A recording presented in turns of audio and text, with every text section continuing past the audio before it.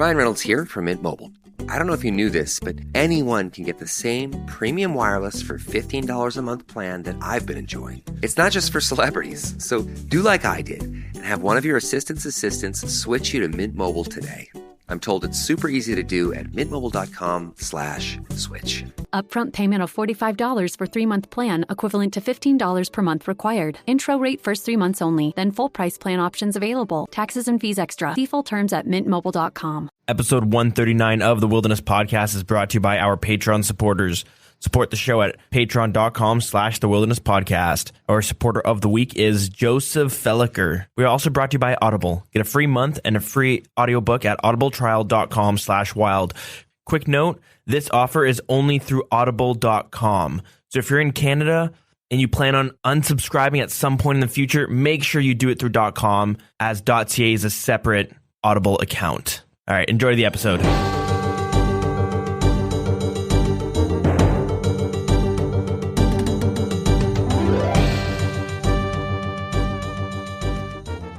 Welcome to episode 139 of the Wilderness Podcast. I'm your host, Dales, and with me is Deegan. Hey, how's it going? So as often as we get weeks where there's nothing much that happens, it seems like the opposite is happening now, at least. So we got the Forthos Dungeon added into the game, a little update on RuneFest, an update on partnerships, and the microtransaction scare that happened last episode. The Golden Gnomes award announcement, so your chance to nominate who you think should win for each category. Small game improvements, and last man standing plus other stuff. So lots of fun stuff there. But before we get into that, as always, Deegan, anything exciting happen? Not really. Nice. Okay. Yeah. Yeah, nothing worth mentioning. I still haven't played RuneScape in a little bit. A little bit of a dry spell for the RuneScape, eh? Yeah. I just have to set up my PC and stuff still. True. So I haven't really done that. Just been busy with real life stuff. Nice. Been off the computer a decent amount. Yeah. What about you? See, I feel like I have been up to quite a bit. I guess first things first, I started an Iron Man, and I've been streaming my progress there. But I decided to go with a hardcore Iron Man, and so far I'm only playing in PvP worlds. It's been fun. It's been quite exciting. Yeah, it's a different dynamic. The gameplay is a lot slower than on a normal account, obviously, right? But I'm having to spend time so with this account, I'm trying to go through all the quests without I'm not gonna go just grind out a bunch of fishing so I can use lobsters as food. I'm just trying to do quests, and then if I need food, I'll go make the best food that's available to me. So at level 3, it was bread, so I had to go make a bunch of bread, and that heals 5. That took quite a bit of time, and since I'm playing on a PvP world, I'm always trying to keep a bunch of food with me, and whenever I'm running low on food, I'll stop and have to spend half an hour making bread. It's a pain in the ass, but I've been having a lot of fun with it, actually. I'm trying to do all the quests without using a guide. So far, so good. So for now, I'm just going to be playing until I beat all the free-to-play quests, and then I'll go to members, and then start from there. But yeah, it's been good. I got 7 hours played, and not a whole lot done. I have 15 quest points with my combat level still under 10.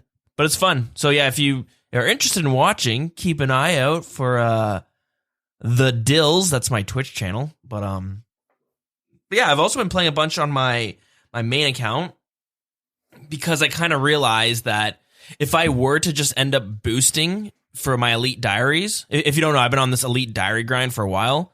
If I decided to just boost, I could pretty much get them all done now. So I said, screw it, and decided to boost for some of them at least. I still have to get 1 level in fishing before I can boost that. And I got to get 5 levels in prayer. And then I got to get from 81 agility to 90 agility, I believe. Or maybe it's just 85. Yeah, it'd be 85. 85, okay. Yeah. But thieving, I have to get it from 83 to 91. So that's going to be a pain in the ass, but it's not bad. I got my Lumbridge elites done. I got... Oh, I can't even remember. I think I got Falador done. I got Kramja done. I got quite a bit. And so I've been doing a little bit of Calfight Queen. I'm kind of taking a break from skilling itself because I've been getting bored and just wanted to play. Actually, I actually wanted to play RuneScape. Yeah, I've been doing the other, like I got my quest cape. Had 2 quests to do there. I got, I've been doing Barbarian Assault a bunch because I got level 5s and everything. Been killing Calfight Queen to get the Calfight Queen head. So I'm kind of just bouncing around to a bunch of different things. But on top of that, I'm playing some of the new content that has come out, but we'll talk about that once we get there. And yeah, I think my Pure has just been fishing though. Not bad. I think that's everything summed up pretty fast. I know some of the guys in the clan chat were at Bandos one night. So within like 30, at least in that night, 2 pets dropped for the 4 of them. Damn. So that was crazy. I was like, so I decided I need to get on this Bandos run. I need to get myself a pet. So I jumped in there. Nothing exciting for me though. And I guess a quick shout out to Mr. Zeros in the clan chat who maxed his account last week. So I was there for that. I was playing at work, and then he was getting his last skill, which was Slayer. I don't know why. I don't know how Slayer becomes your last skill to get max out, but whatever. Mm-hmm. But so I was there to see him get his max cape and stuff. That was pretty sweet. So congrats to him. Yeah, it's fucking awesome. Yeah, I've just been getting that itch to play RuneScape and not actually skill. So trying to avoid that for now. But yeah, till then, play that Iron Man a bit. Play the main. Maybe I don't know. I'm not really playing the Pure. I'm just fishing on it, but. Yeah, it's been fun. I'm trying to think. I'm sure something else happened, but we'll probably talk about it when we start talking about the actual updates because there's a fair bit to go through. So shall we jump into it? So starting off with the Forthos Dungeon.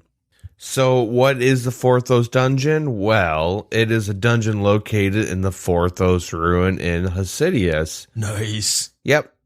They describe it as being ripe for exploration. Yeah, I would say that's pretty true.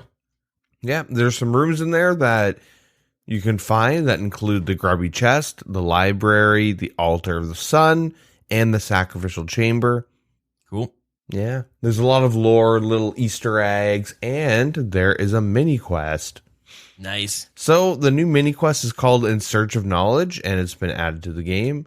Once you heal Brother Amory, he will give you information about tattered tomes found in the dungeon library, and each of the tomes can be filled with 4 pages.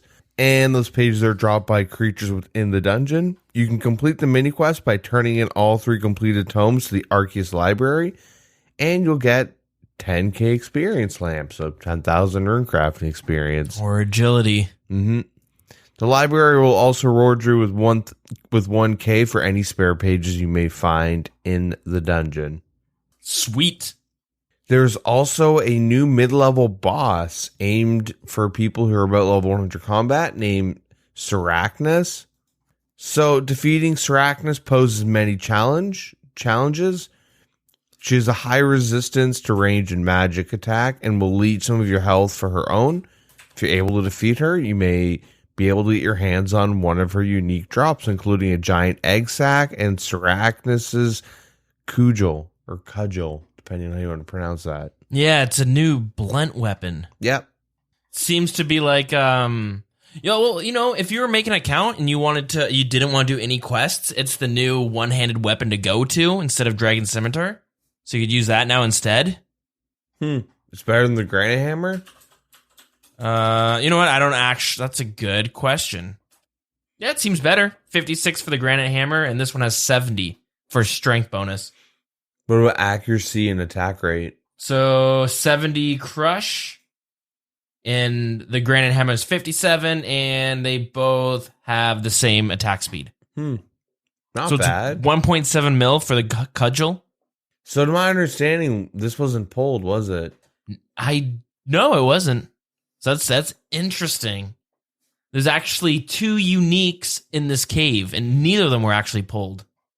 So how do you feel about that? So I guess the only issue I have with it is that they're starting to pull less and less. They're more okay with not pulling things now, right? We see those with the game integrity, but we're starting to see where like they pulled the free-to-play teleblock like 3 times and it failed every time. Even though I do think it should have passed, they decided to just throw it in anyways, which is it's questionable, right? So this is kind of similar, especially that we have a new weapon that's actually useful. Well, I guess technically it's a new best in slot for one-handed crush, right? Yeah. For like pures and stuff and low levels. Pretty sure it's better. I think you get better DPS than a Warhammer. Yeah, you might get better DPS. The Dragon Warhammer does have better stats. For those like sand crab prods, yeah, you'll be seeing a new weapon. So it is stronger than a Dragon Scimitar 2, but it's 70 crush versus 67 slash. And sand crabs are weak to crush. Are they? Yeah. True. I'm pretty sure you can double check that. Oh, they're weak to everything. Right. That's why people train on them, isn't it? So that kind of worries me. They kind of just put in like a new best in slot one-hander for pures at least and low level. Yeah, like you do need 65 attack, but yeah, it's you need 65 attack for it? Yeah, you need 65 attack. Okay. So that's the only my only issue with it was that they didn't pull it. Even though I think the item is I don't have no problem with the item being in the game. It just makes me wonder, like, would they do this again to something more questionable? Yeah. Luckily, like, this whole update was a great update, and I don't really see anything wrong with anything about it. But they are just kind of putting things in the game now. Yeah. Which... Year 7? Yeah, year 7. I mean, that's the thing, though. Like, at the same time... like that's the problem. Like, do I trust them enough to be able to come out with updates without, like, could they do away with the whole polling system at this point? No, I don't know. Yeah, that's the thing. They don't have. I feel like they don't. They make mistakes quite a bit, right? They'll add in something to not realize on the grand scheme of things how bad something might be for something. Well, they'll add things and then the community will pass on it, and it's not good for the game. It just kind of happens, but. Like, was it necessary to like slip this in? Because to my understanding, Sarachnis also drops a pet. Yep, does drop a pet. So there is a reason to camp the boss, and like it's probably super easy to kill. It's fairly easy. It's a mid-level boss, and I do see why they would want to add a unique, because even the day one when it was happening, you were fighting over the boss with like 3 other people. So like. I honestly expected way more people to be trying to kill the boss, but it was only 3 people that I'd be one of them. It's like you versus 2 others to get the kill, and you go there today, it's going to be empty.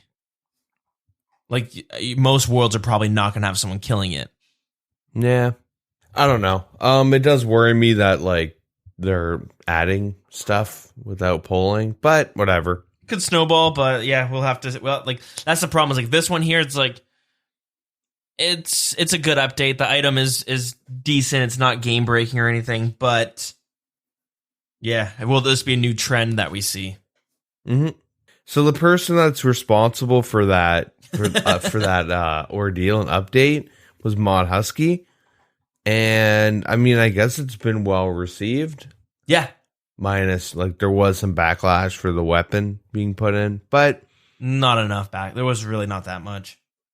Yeah, he put a lot of lore, a lot of Easter eggs, like a lot of time into this dungeon. We've talked about like everything that was in the dungeon in like previous episodes, the grubby chest and how everything interacts. Mm-hmm. Could have even been like last episode. No, I think it was a few episodes ago because I didn't even realize this was coming out, and then I decided to go check it out, and. The dungeon's cool. When we first talked about it being designed, remember we talked about it looking like a D&D map? Yep.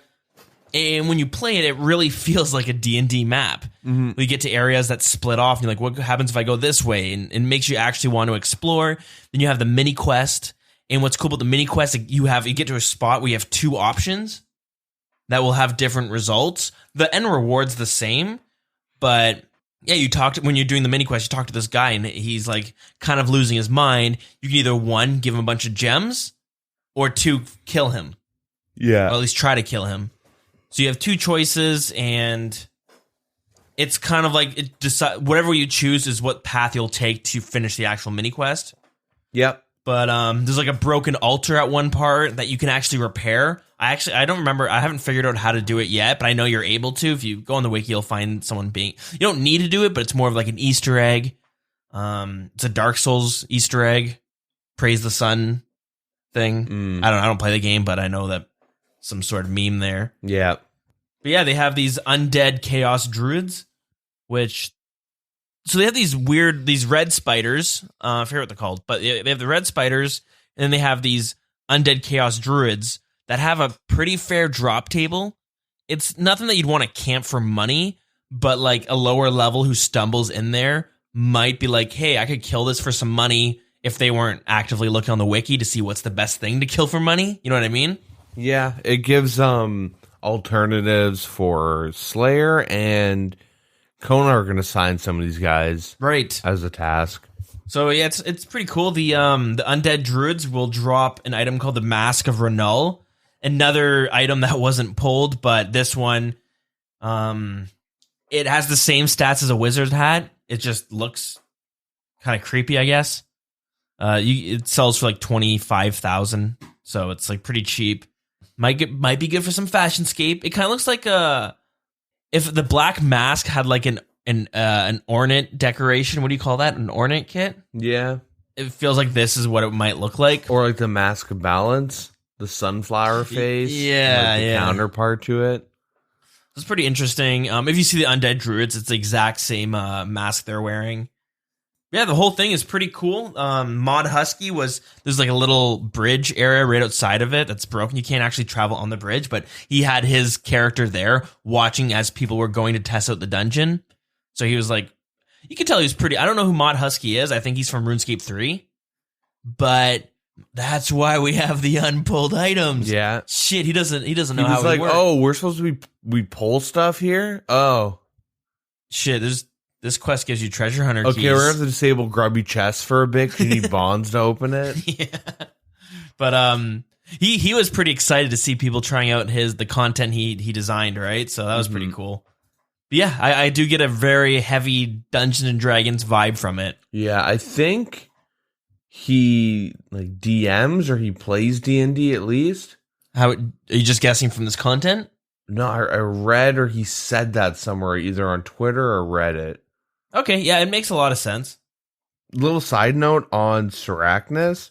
So he went in with the idea when he made Sarachnis as like a boss that isn't Zulrah, like Vorkath or Raids. Yeah. And like a boss to segue you into like certain mechanics. And he talks about, how the two different PVM mechanics typically are changing gear and attack styles or changing prayers. And like this boss will focus on the prayer switching aspect without making it too tedious or cool. overly punishing. It was supposed to be an instance boss, but he changed it because he wants people to be able to kill the boss with their friends. So yeah, that's another thing that I noticed that was, it's like a trend that RuneScape started going, and this kind of broke the trend. Instance bosses.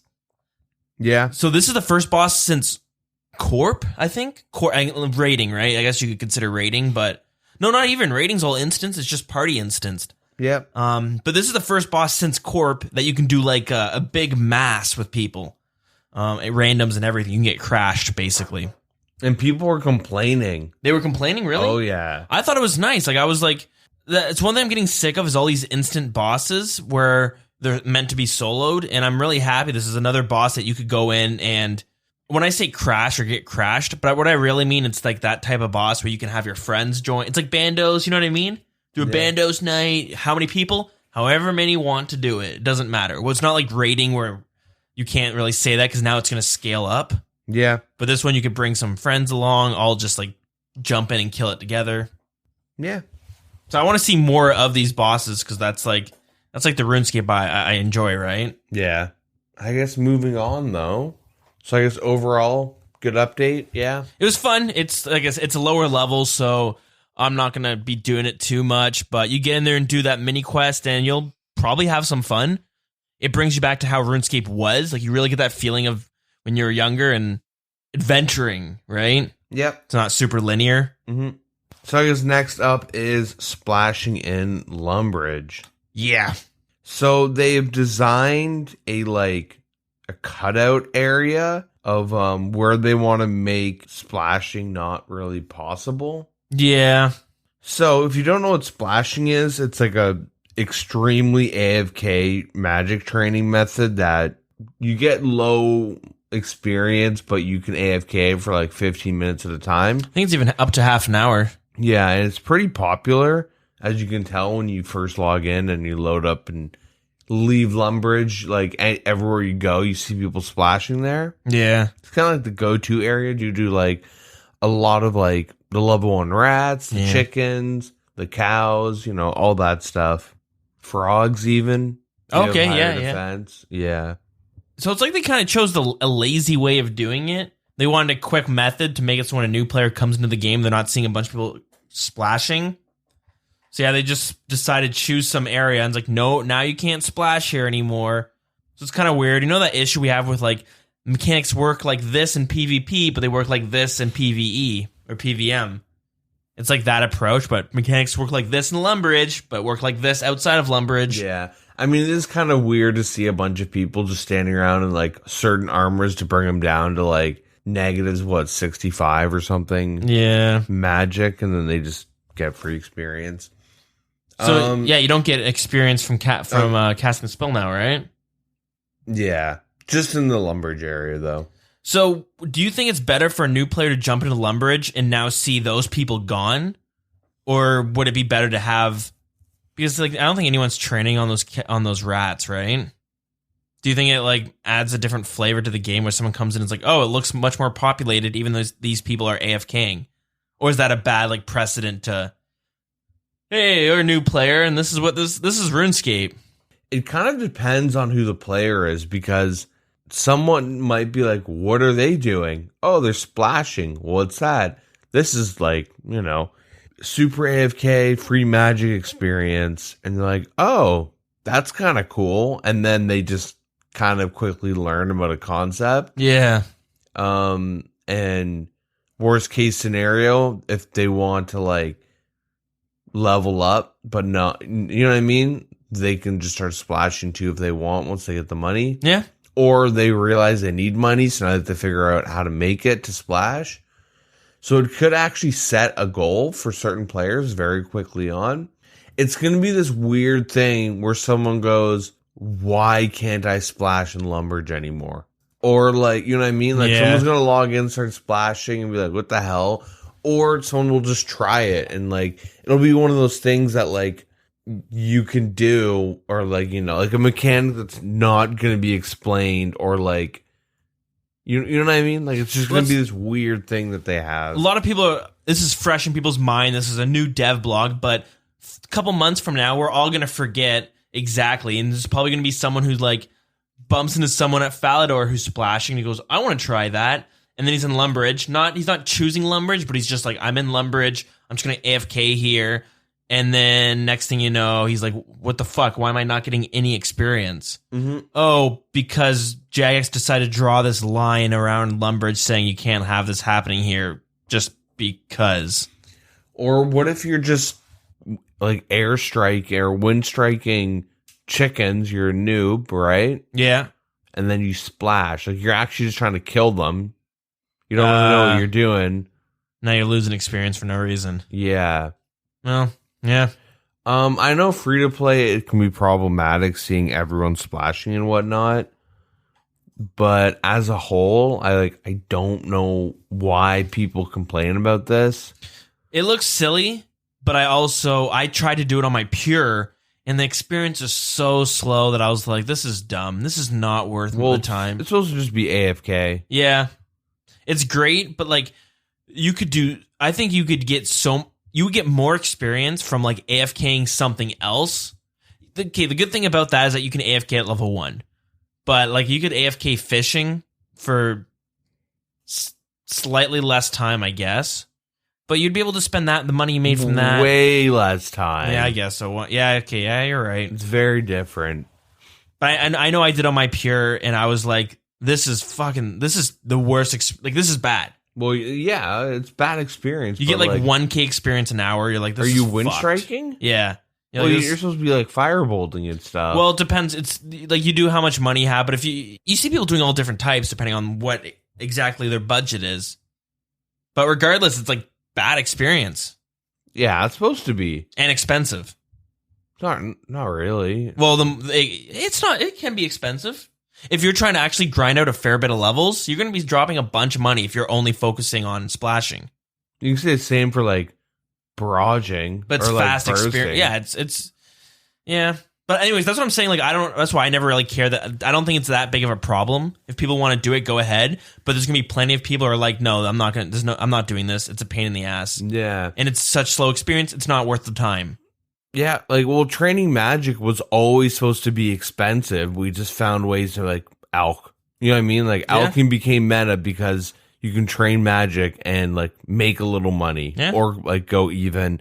Same thing with like the bowstring and the amulets. It's like it's a lot cheaper, but like magic was intended to be like pretty expensive to use. Like It's like a utility skill too, right? yeah, well, on my free to play account, I've been like I trained magic by killing fire giants.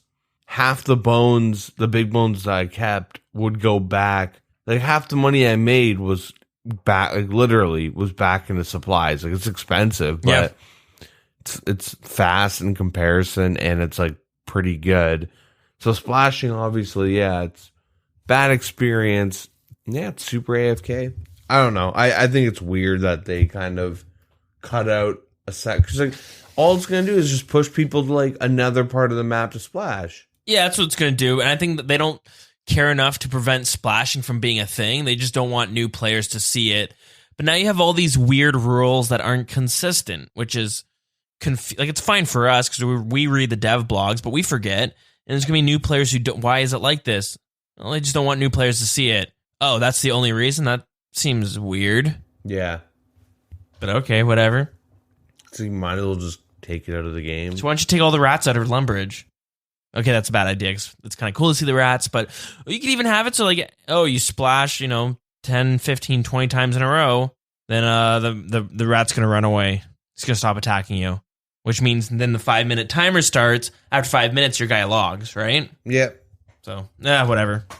But yeah, moving on. RuneFest tickets now available. Cool.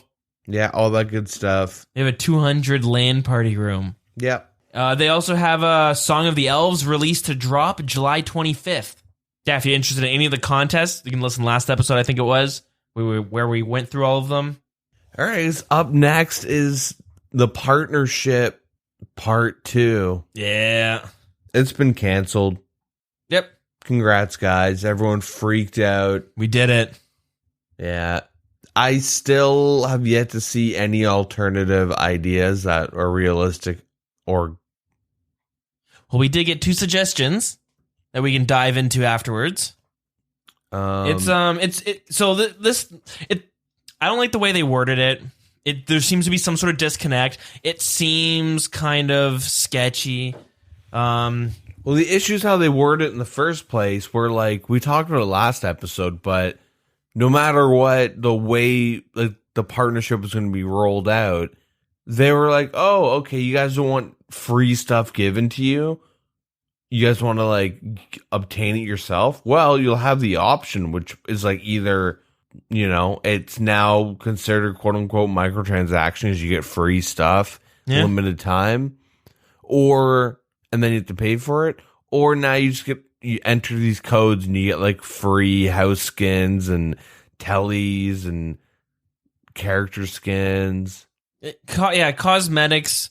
Going to Twitch to activate and get free cosmetics is not the way to do it, I don't think. And clearly everyone else believes the same way, but like, I don't work in marketing, but I'm sure there's ways to figure out what kind of partnerships you can do that benefits both Jagex and benefits, whatever other company. You have a PvP tournament, I'm sure you could find a way to get that partnership incorporated into your tournament. Like what, like health insurance companies being but the you thing died, but this is a safe area thanks to Geico. I don't know, they're not health insurance, car but insurance.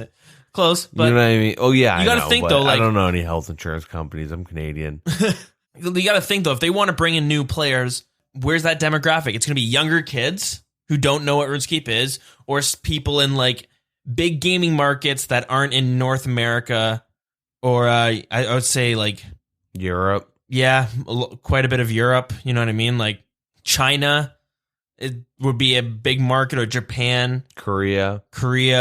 But the thing is, I don't think this type of game gets popular over there, right? There's different gaming cultures, and RuneScape is a very hate it or love it type of game. You know, we joke about it all the time because we can understand that this game is very flawed, and most people aren't a fan of it. Well, like I think the game would have potential in like Korea, because I know microtransactions are like actually no, I take that back. It's the exact opposite. They're okay with microtransactions within the game. They hate buying gold, like gold farming and stuff. In like those games don't really exist. Like gold farming companies won't target like Korean or like Japanese or Chinese MMOs, to my understanding, because no one partakes in it. Yeah. It's a very North American thing to like buy gold for a video game. I just couldn't like see this game being big in like South Korea. You know what I mean? Like the stereotype is like StarCraft and stuff, right? If them being big into those type of games, I just don't see. Well, for MMOs, they love super grindy, infinite content with lots of RNG, but the gear is based like Black Desert Online and stuff. You know, those games are huge. Like MapleStory, right? Like, fair enough. The RNG comes from like you're throwing dice at like your equipment, and then it just gets destroyed, and you're like, oh, there's like 80 mil down the drain because I got unlucky. Yeah, that's where the addiction is. And also they're fast paced, right? Yeah, I feel like RuneScape's at a big disadvantage when marketing is like the graphics and the tick system. The graphics are gonna give someone a first impression, be like, this game doesn't look appealing. Once you get into it, you can really start to love it, right? It's got a very retro style almost. Yeah. But then the tick system is also very clunky, where like a new player playing it might be like, the fuck is this? Like, how am I supposed to do anything on this? I click and wait. That's all this tick system allows me to do. There's so much more to it, but a lot of people will they'll decide they don't like this type of game before they get to that point. Yeah. Yeah, it's tough. I feel like, partnerships might help grow the game, but they're thinking on a very shallow level that like, we'll just get partnerships with this and boom. It's like, no, there's so much more to it, right? Well, yeah, let's hear some suggestions though. Like Jagex just talks about how they're disappointed in us, and like I don't know. They worded it carefully, being like everything we said was true, but then if you like look at what they said, it was like in the previous polls, it's like, yeah, that's the issue. That's their intentions. I'm sure it is, but they don't. It's like they don't understand. Like like I said, I don't work for marketing, and I could be completely wrong, but I really don't see. I don't think they have that strong as a game plan as they have. Their game plan is just like, well, if we partner up more with Twitch, give cosmetics, we'll bring in more people. No, not necessarily true. Well, like, yeah, we know that. Like, the point I'm making is like, they said, like, they would say things like, we get it. You guys just don't want like free, obtainable, easy content. So we'll allow you to obtain it in like an honorable way afterwards. You know what I mean? Yeah. Like that's how they would phrase things, where it's like, oh, okay, so this is technically a microtransaction because like you just do your Twitch Prime stuff, you get it. Yeah. And then once the deal is over, you have to grind for it if you never got it. Yeah. So here's one of the paragraphs they say that everything we say in the blog was true. If it passed the poll, it would have been added to a backlog of content. We wouldn't have added all right away. It just would have been there for when we needed it. There would be no surprises whenever a partnership was approaching, and you know exactly what to expect. If the content would have passed, it would not have led to invasive forms of advertising or monetization, but would have enabled us to do things for our players with partnerships such as Twitch and Discord.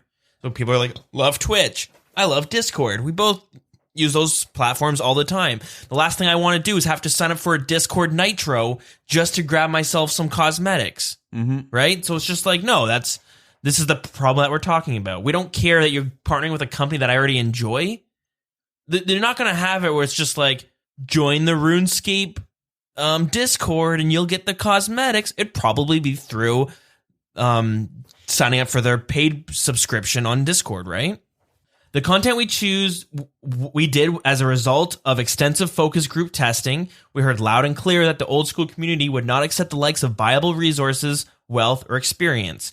We heard that you would not accept any additions which were either exclusive through purchasing or partnership, nor would you accept anything that would have been discontinued. So again, they're like very base level about this, and it just seems like they're salty that it didn't pass. That's how I read it. They're base level because like they're like, yeah, you guys don't want things given for you or locked, or given to you or locked behind once like the partnership's over. So what does that mean? You have to grind for it. That's like the point I'm making, is that, well, like, read this here, and this is where I feel like a disconnect on whoever wrote this. We heard that you wear your cosmetic accomplishments with a feeling of pride. That's why we promised that the content we offered would become freely available to all players once the partnership ended. Like, that doesn't make any sense. I'm not going to wear this thing with pride if I can get it for free with everyone else. Right? So it makes no sense. We are disappointed that the reception to the blog was focused around monetization in the game, something that is not in any of our plans. Although we can understand your trepidation. It's not even just that. It's more of like, sure, most people have Amazon Prime and therefore they have Twitch Prime. But for the people who don't, there's probably people who live in an area that Amazon Prime, it just isn't a feasible thing to have, right? well, you can get like a free month. Okay, well, you get a free month, and then next thing you know, you get sniped on something like, I'm mentioning this in the intro, so you're going to hear this the second time, but with Audible, I had signed up for the free month. Turns out audible.ca and audible.com are two different things. I thought I was signed up through audible.ca, but since I use the free membership, it's automatically through .com. So every time I went to Audible, it redirected me to .ca, the Canadian site, which showed me I wasn't subscribed. So I was like, perfect. I ended my membership like I planned to. Well, then I realized today that I've been paying for it for the past 6 months. Luckily, I called Audible and their customer service was great, and they refunded me all the money and all that stuff, and everything's taken care of. But that's what Amazon Prime is hoping for with the free membership, right? Either you try it and you like it, and now you're paying all the time, or you try it and you forget about it. Happens all the time. It's why there's like new apps and programs out that will track everything you're paying for and tell you all your monthly payments. By the way, those things are probably just selling your data or your information about what you're subscribed to. But point is, like, that's such a problem, paying all these monthly fees. You know, I have the Adobe Creative Suite for school. You used to be able to buy the programs outright. Now it's a monthly fee. It's like $20. It's like $30 for me a month. And that's with the student discount, right? So it's stuff like that where it's like, yeah, they're disappointed that we are all focused on microtransactions, but is that not? Could you argue that that's the same thing as a microtransaction? If I have to pay for Twitch Prime to get free access to this item, is that like kind of similar to having a shop that I could buy the skin for $5? It would be only if you have to like obtain or grind for the content without. It's like it's either Twitch Prime or grind / pay for it. Like, yeah. You know what I mean? It's like Twitch Prime to get it on week 1, or you type in a code on week 2 and you get it. Yeah.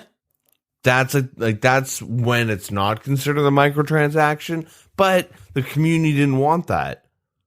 They didn't want to type in a code and get it. So like, we hear you loud and clear, and that's why I keep bringing up where it would be a microtransaction, because they heard us loud and clear. We don't want to type a code and get it for free. So the only alternative is you're going to have to grind for it, which now it is a microtransaction. Right, yeah. Yeah, that's the whole point I was trying to make with that.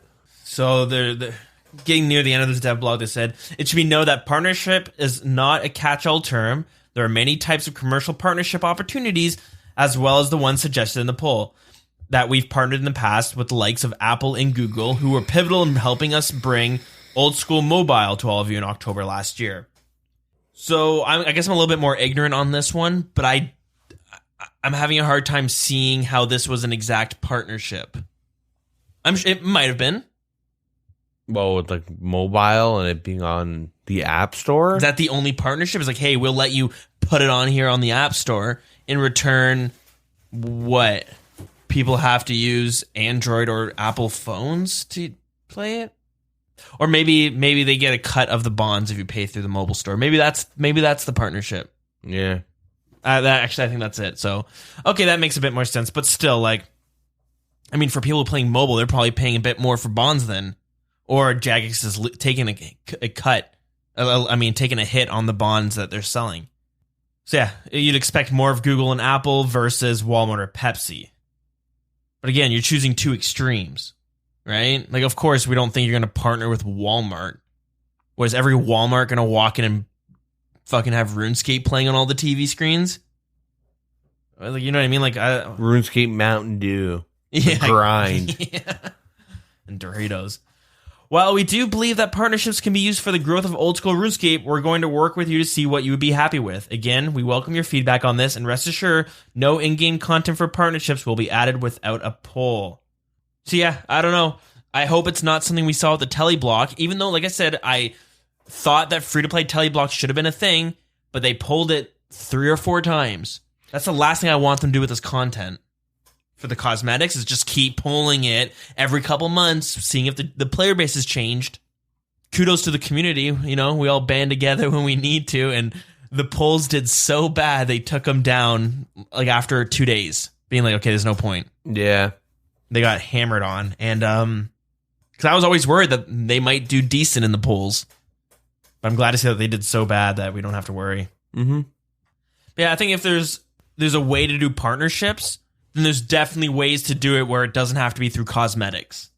If anything, cosmetics just probably seems like the laziest way of doing it. But whatever. Yeah. All right, moving on. Gold Gnome nominations. Woo woo. Yep. Nominations close on July the 16th. So they'll be closed by the time you hear this. So this is the process. Nominations open, then they close on the 16th.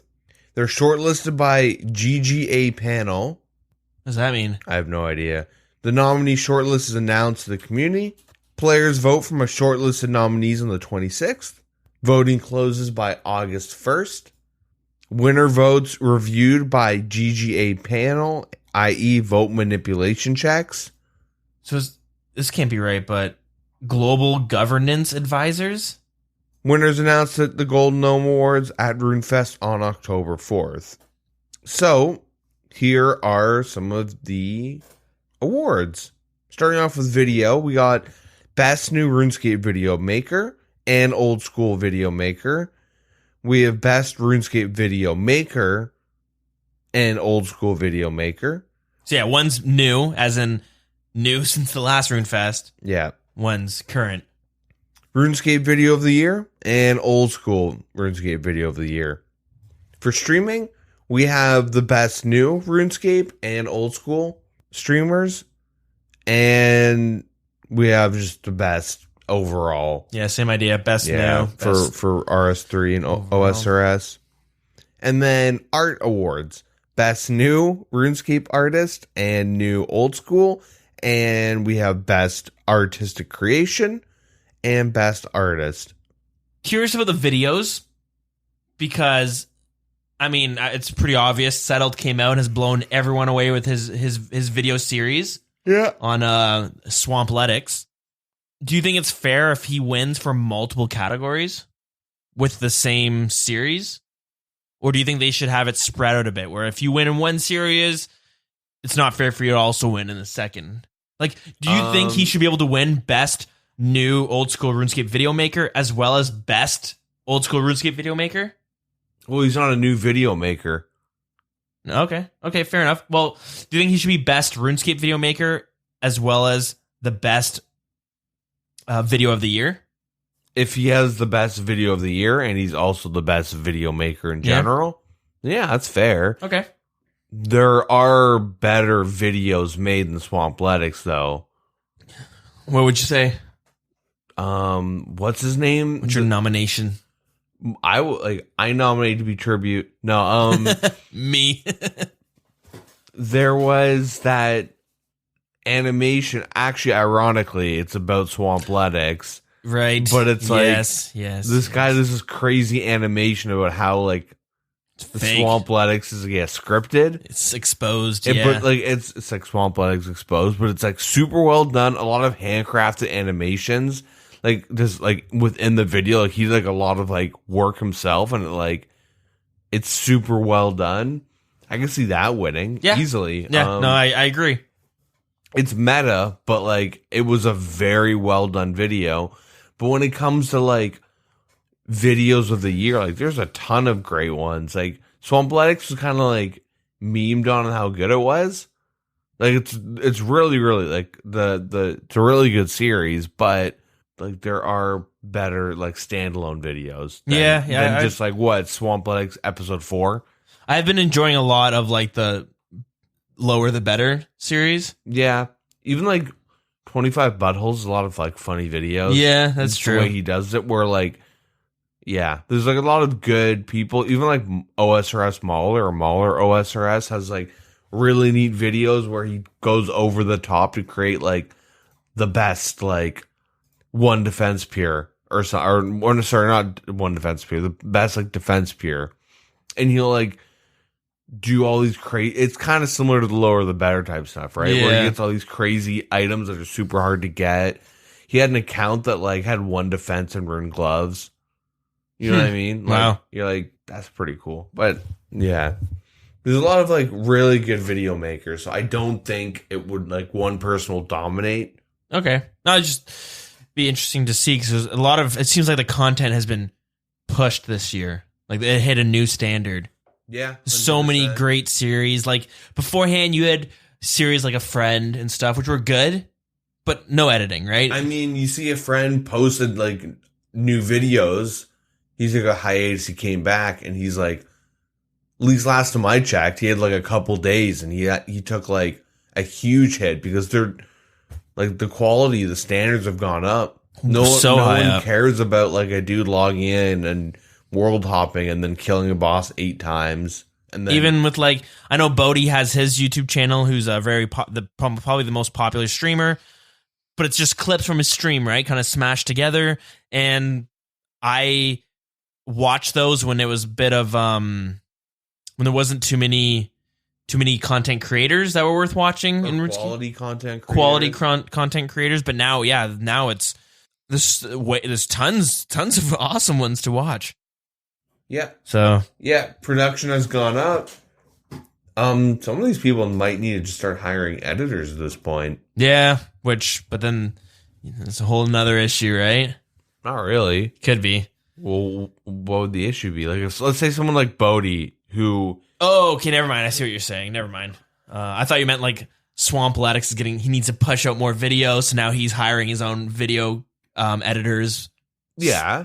But what's wrong with that? Well, then it's you're not gonna be, there's gonna be something different to it, right? It's not gonna have the same Swampletics feel. And that would be bad for him specifically, so he doesn't.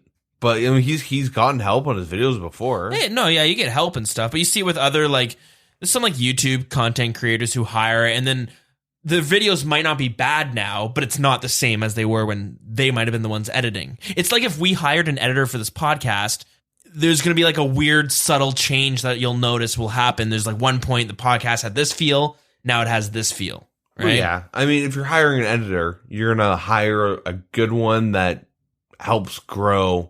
Right? Yeah, but it's like when you have a band and suddenly a new person writes for the band. Sure, everything in that one band's the same, but it starts like Avenged Sevenfold used to be my favorite band of all times. The drummer wrote all the music for that band, all the music for them for the most part. He died. They got a new drummer who was still an amazing drummer, but now they had someone different writing the music. And I don't like any of their new stuff. It's completely different. Right? I think the same idea with editing. But, like, if Bodhi had a completely different editing style, right now it's pretty bad. Like, exactly, Like, the whole point of, like, hiring an editor, like, you're paying someone to grow your channel. Yeah. Yeah, and if they're not growing your channel, you fire them. Pretty much, yeah. But you get your subtle little touches with it. Like, I don't watch as many YouTubers anymore, but I used to watch iDubbbz. He started hiring an editor, and you could tell right away that the video was like, I thought it was shit. It was super like memey. So it depends on who you're hiring, right? Because you're gonna get that style. But anyways, unfortunately, no podcast category yet. No, maybe next year. Year 3 without one, but that's all right. We'll have our own the Wild Cup. Yeah, and we'll somehow lose that. Yeah, make everyone vote somehow. It's just shit. Yeah. We're gonna have a little bit to talk about here, but small game improvements. Okay. Small, putting in quotes, right? Yep. So these are all proposed.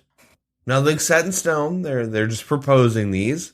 Some of them they're proposing again, and some of them won't be getting polls. So the first one that wouldn't be, so this would not be polled, but it is proposed, and they just want our hot takes on it. A Granite Mall rework. So we've talked about this before in the past, but the Granite Mall currently uses 50% of its special attack to deal a damaging blow to a player while in PvP. And the main point of the spec is that you can use it both specs in the same tick. Mm-hmm. So you can hit someone and then hit them twice the Granite Mall. So you can get multiple hits in a single tick. Yep. The proposed change is to make the current Granite Mall use 60% of its special attack to keep it in line with other special attack PvP weapons, which doesn't make much sense. But we will then add a new item that can be attached to the mall, similar to a clamp, from the Bounty Hunter store reward shop for about 10 million Bounty Hunter points. This attachment, when added to the Granite Mall, will give it back the 50% special attack. It's always lost on death, and if PK'd, the Pker receives 1 million coins. So that gives you an idea of how much 10 million Bounty Hunter points is. Yeah. Okay. So what do you think? You for it? You against it? It's weird. Why? 1 mil is a lot. Yeah. Yeah, it is. The main use a Granite Mall gets is in low combat brackets. Yeah, that's where it's like the best. And it's used in like PvP, like rushing, or like when I say PvP, I mean like the PvP worlds or like Edgeville, Bounty Hunter. If you're tribe raiding or deep wildy PKing and you're using a Granite Mall, that's not a good idea unless you're just like rushing with some buddies. Yeah, most people have it that once they use the spec and it fails, they're like, okay, I can get the fuck out, because you lose a lot of your KO potential. Yeah. So to make it a 50% spec for pretty much like 1 mil, you're risking 1 mil if you're using this. Yeah. It opens up, it makes low level PKing fun, because fighting Gmall pures at for 60 levels is pretty boring. Yeah, so and they risk nothing. So you kill them, you get 25k. That's how much the G Maul's worth. And you play your Ollie Mauler, let's just say you're risking way more. Yeah. Like the Mauler itself, it's worth 150k? Yeah, maybe a bit more, but with the B neck, the B ring, like the Berserker ring and necklace, you're risking a lot more, especially how they took out unscalled fights. Yeah. And I guess with the ham joint. Oh, true. Being a one-handed event RPG now. Yeah, and that's almost 3 mil, 2.8. Yeah. It does seem a little excessive, having 1 mil. Because what's the alternative now? They're just gonna use darts and a light ballista, or you use the Granite Mall. One spec of the Granite Mall. Yeah. So I mean, I do like this because the Granite Mall I find is very strong. You can combo it with anything, right? Yeah. Basically anything. You watch Torvesta or any other PKer, they'll have videos where they use an AGS and then switch to the Granite Mall for the spec. Yeah. And it's it's overkill for the most part. Yeah, they use 2 different specs or a spec from each weapon. Yeah, and it just piles up and then they're fucked. So they could now they have one chance to double up on a hit, and then they have to wait 30 seconds or whatever it is to get that 10% back, and then they could do it again, which I think is more fair. Because the problem is, like, with a Granite Mall, there's not much to counter with. You just overheat, eat, and just hope RNG is not on your side. Or is on your side. Mm-hmm. But at least with this one, again, you could out-eat the damage. Yeah, I mean, they do, like, fighting against someone who's a Granite Mall is anti-fun. Yeah.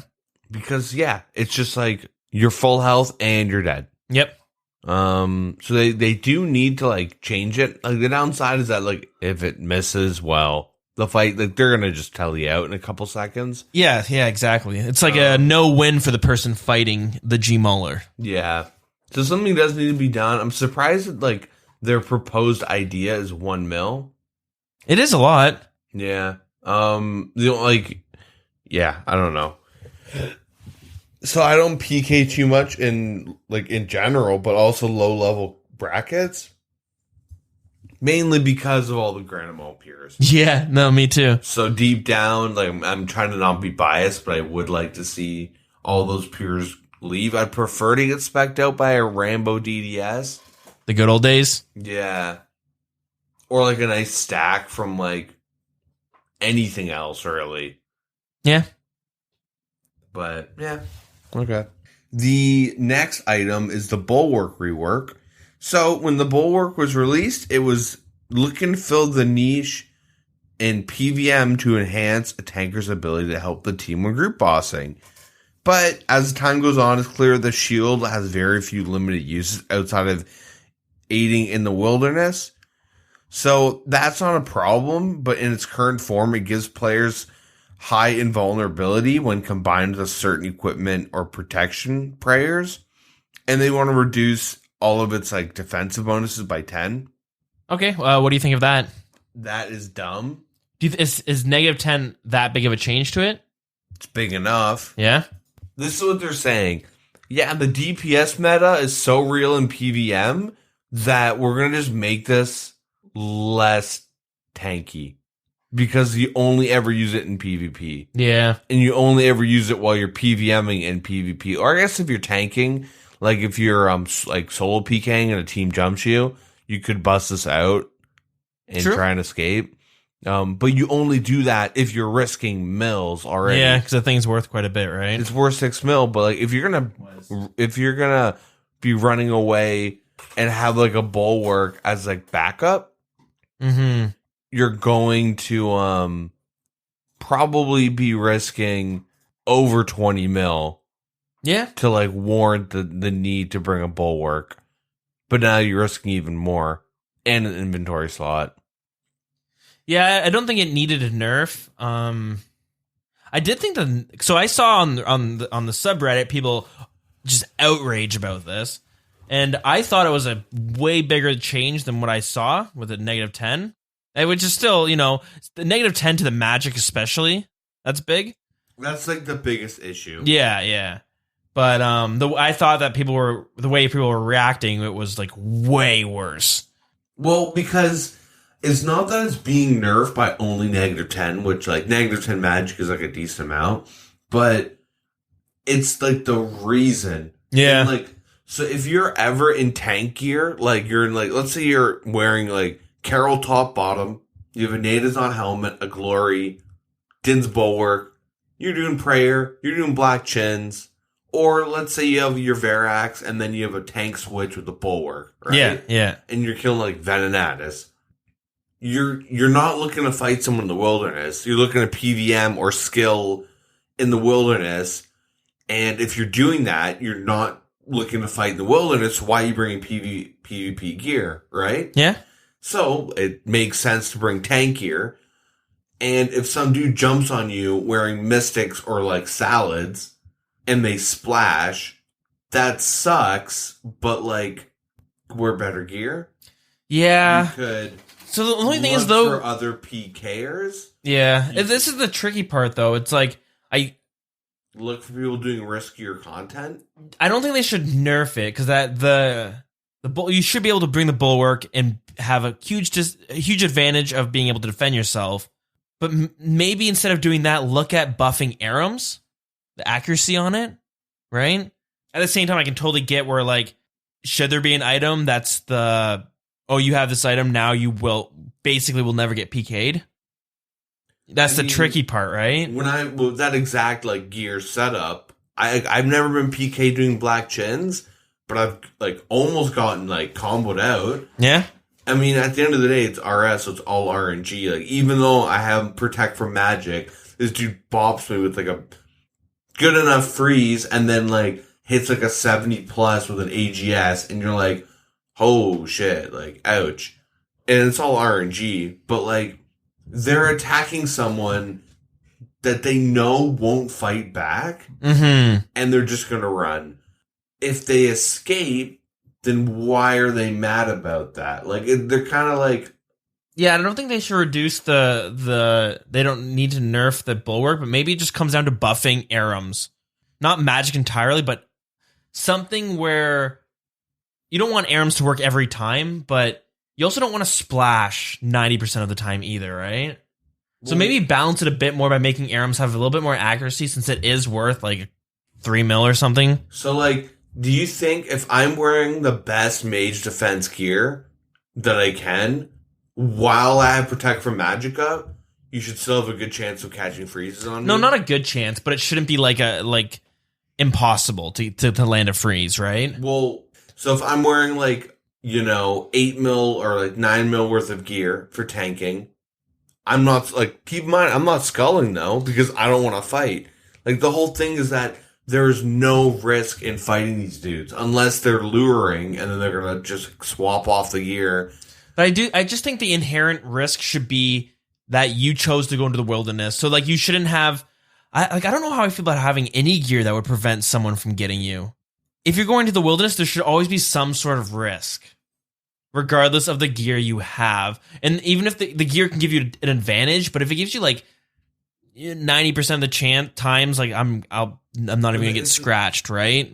The 90%, like that, they're like, that's not the case though. So it dropped a bunch. So 6.5 mil. So it is worth a fair bit. I don't, like, that's the thing. It's a hard thing to balance. I don't think the thing to do is to nerf the Bulwark though. If they truly think that it's a problem, that it's too strong, maybe it's not that it's too strong. It's that some mage gear is too weak, right? Like, you shouldn't have to bring Ancestral to be able to land a hit on it. But, like, the majority of these people that are complaining aren't bringing Arums. They're not bringing, like, comparable risk. And the whole thing, it's a risk and reward, right? Yeah. So, like, if I have to go, if I want to, not have to, if I want to get, like, good rates, like EHP, get some black chins, get those really good hunter rates, and I have to go to the wilderness to do that, why not figure out a way to minimize my chance of dying? And then if I find something that reduces my chance of dying by so much that they're going to nerf it, like, it's like, I just think it's silly that if I'm, like, going out of my way to not fight you, and you're trying to kill me, and I'm able to get away, the only answer is to nerf what I'm wearing. It's like, I get it. I should be able to die, but, like, people still die all the time in that stuff. It's just like, if, like, it's tricky though. It's not like most people, like, if you're at the Chaos Altar and you have the defensive gear, like, most of the time you're like, I'll just keep doing what I'm doing. Like, I've seen people get attacked with Bulwark, and then the Pker is like, fuck it, I'm not blowing through all my runes, right? Which, so that's why I get where it's tricky. But they're fighting someone that has nothing to fight back. But then you also have to think, like, that person is also choosing to go into the wilderness. So I get where it's like, there needs to be, I don't know. Yeah, if I choose to go in the wilderness and I'm confident that I have a strategy where I can come out alive, especially if it's a multi-combat area, and it works, then get good. Like, that's just it, right? But is there any way to get good when bring better gear, bring more people, or be like, fake me out? Like, if I'm able to see you put on my prayers and get running, and I get into singles and I'm able to just like run away and telly out. Like, obviously, RuneScape in general, I could do that with no armor or like full rune because it's RNG. But like, it's a strategy that you develop. Like, now if I was in like Black D'hide with the rune scimitar or like a dragon scimitar, and then you attack me and you just don't get freezes and I'm like walking out, then it's like, okay, buff the gear, because that's silly. But like in that scenario, it's the same thing, but the only difference is this: it's not just Black D'hide we're talking about. We're talking about the bulwark, right? Because that's the problem, is that it's the bulwark in conjunction with Carol's top body usually. I mean, the Black D'hide, yeah, people will rock that, and they'll have like augury and then protect from magic. So you add all that together and you get decent magic defense. Because like really, that's like what the whole argument's about, is I can't freeze them. Mm-hmm. There are other ways to do it, and like if you're solo PKing someone, going for that person, like that's not a good idea. Like what are you doing?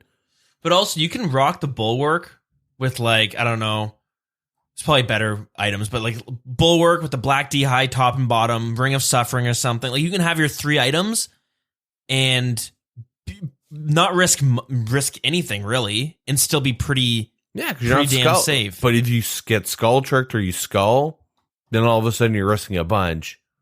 Yeah, but only idiots are getting skull tricked. But I don't know, like, I don't think this is what they're going to stick with, because people were so much outrage about it. But I do want to see what they come back with if they decide to. I don't think they're just going to drop it how it is. I do think they might either buff Arums or something. And I think buffing Arums, not a whole lot, nothing crazy, but maybe buff it just a little bit more so that if someone's rocking Arums, then they have a better chance of getting a freeze. Because even if you get a freeze, it's not over there. I get frozen. I mean, I get away all the time with just Black D'hide, right? Yeah. Like, without even having the bulwark, there's a lot of times I can still get away even if they freeze me. Like, it's whatever. Yeah, it's because like the average Pker isn't that good. That's just part of the game of cat and mouse. Like, that's the like I don't really like I you can't have your cake and eat it too, right? Like, they got Rev Caves. You want to go gang up on a bunch of people and get easy kills? Go to Rev Caves. Well, I mean, it's the wilderness in general, right? You can't. So, yeah, I don't know. Like, I'm interested to see what. I don't think they're just going to leave it as it is. I think they are going to find some way to make it so that they can catch splat freezes easier. But we'll have to see what they actually do, right? Yep. The Avernic Defender repair costs and death drop. So right now, the Avernic or Vernic drops 1 mil on PvP death, but it also costs 1 mil to repair. This isn't a gold sink, so they want to just up it to 1.25 mil to repair. Yeah. They probably should have brought this one up first, so people like go into this being like, yeah, that seems fair. And then you get the other two, you're like, hold on, wait a minute. Snare and Entangle on free-to-play worlds. So they added Teleblock. They want to add Snare and Entangle. What one do they currently have? Just the first one. What is it? Let me check. Bind, that's right. Yeah. Interesting though, those two were also pulled and failed at one point. Yeah, they shouldn't be put in. You don't think so? It's going to be a PvP only spell. Oh, you worried about like Obor and stuff? It makes Obor way, way easier. I mean, it's good for my free-to-play account, but... What level do you need for... 50 for the first one. It's 25, 50, 75, I believe. Okay, sure. I could be wrong on the last one, but yeah, those are the proposed changes. Interesting. So those won't be... They're not bringing those in, but that's what they want to do, but they're not going to be pulled. Yeah. So we're probably going to hear some slight changes to... I would say the Bulwark for sure. Granite Mall, I didn't really hear too much people bitching about that. No, like the Gmaul does need to be nerfed. Yeah, I think people are starting to realize it. In the past, people would bitch about it any time they looked at changing the Gmaul. But maybe now they're like, you know what? This is ridiculous. Yep. So the next section to talk about is proposed polled changes. So these are ideas to be polled and voted on. But they want to have like a new smithing anvil interface to be updated with the quantity buttons, similar to the gold crafting interface. Yeah, okay, that's I've been doing smithing addy bars, turning them into darts, and that's a pain in the ass. So Yep. Versus any other skill now that we have that new interface. Yeah, and they want to do that with silver crafting as well. Cool. And the lectern interface. All right. Yeah. The next one is a doozy, which I think is very necessary, but a player-owned house advertisement board, which has been suggested by the community many times. Nice. Currently, if you go to World 330 and you're looking for a player-owned house host, they're very useful for prayer training, making teletabs, repairing armor, clockwork toys, birdhouse, like all this stuff, right? Yeah. They're extremely, like teleports, pools, whatever. Like they're extremely helpful. And there's this weird ongoing meta where they hire bots or they just have alt account spam. And at first it was like one character that would spam each host. But then it gets to the point where there's like 4 or 5 for one host. And there's tons. It's awful. So they want to propose a an advertisement board, and it would probably just like streamline the process of finding someone, and maybe you just click on it and boom. That's interesting. Now I wonder if should this be something that you can spend money on to have your name on the board, or have your name appear at the top if you spend more money than someone else? That'd be kind of cool. Because the way I see it, it's probably going to be like whoever advertises first, boom, or alphabetical, which isn't. Then you're going to have like people changing their names just for that, right? Yeah, like A Dills. So might be a way to you spend your money, your name's on top. Yeah, gold. It would display the name of the homeowner, construction level, and choice of what they're sharing for the house. So Gilded Altar, Lectern, Portal Nexus. When a player looks at the board, they can click the homeowner's name and it will teleport them into the house. So that's tricky because what if someone has, the best of the best of the house? They can offer all of this stuff, right? Well, it would show the construction level. Okay, yeah, fair enough. And then you would sort through what you need specifically. Okay. Mm-hmm. The next thing is a marble lectern. So, should we allow players to create a new marble lectern that combines the ability to make tablets from both the Mahogany Eagle and the Mahogany Demon lecterns? This requires 77 construction, 1 marble block, 1 magic stone, 1 gold leaf to create. They have different tabs, and they did that because they wanted people to make a decision, but then they realized, people just have 2. Yeah. So, what's the point? I think it's fair. Smush them together. Yeah. Free up some space so you can actually have your house to be fun. Yeah. And the kill death ratios. They want to split them up. So they want to have a PvP KDR where once you're in a PvP world, then you have your own KD ratio. It would reset your KD currently on your account. Ooh, some people not gonna like that. I mean, I'd like that. Sure. Better KD for me eventually. Then they have a reset that would be 1 for Bounty Hunter World, which would also reset. So there would be 3 different KDs. 1 for general PvP, 1 for Bounty Hunter, and 1 for PvP Worlds. May as well have another one that's you can toggle overall. You know what I mean? Choose, because maybe some people are I don't care what world, I want to know overall. I don't want to have to do the math myself. Yeah. The next one is the Volcanic Mine. So in order to start a game, a player must left-click the Volcanic Mine and go through some dialogue and exchange Nummulites to enter. They want to have a right-click quick start, which will automatically take the Nummulite feat out of your inventory. Please do that, because it was pretty annoying when I was doing Volcanic Mine. True. And teeth farming. In order to water your plants in Teeth Farm, you must click your watering can and then the plant.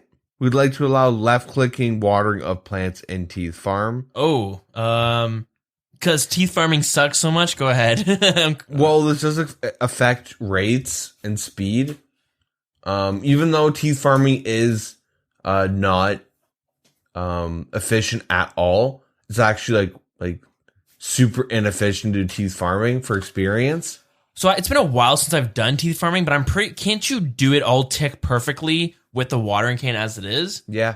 Okay, so this would just make it easier to get that tick perfect, right? Yeah. Right, because you plant the seeds and then you spam click the watering can and boom. As soon as you plant the seeds, then you water it. Yeah. So yeah, okay, I remember now. And you'd also have it so that your screen, the watering can was right next to the patch. I don't really think this is necessary. I did hate teeth farming. Everyone hates it. Like, they've already made it a lot better with the Hasidious house rework. They're just making it easier. It's still gonna suck to do.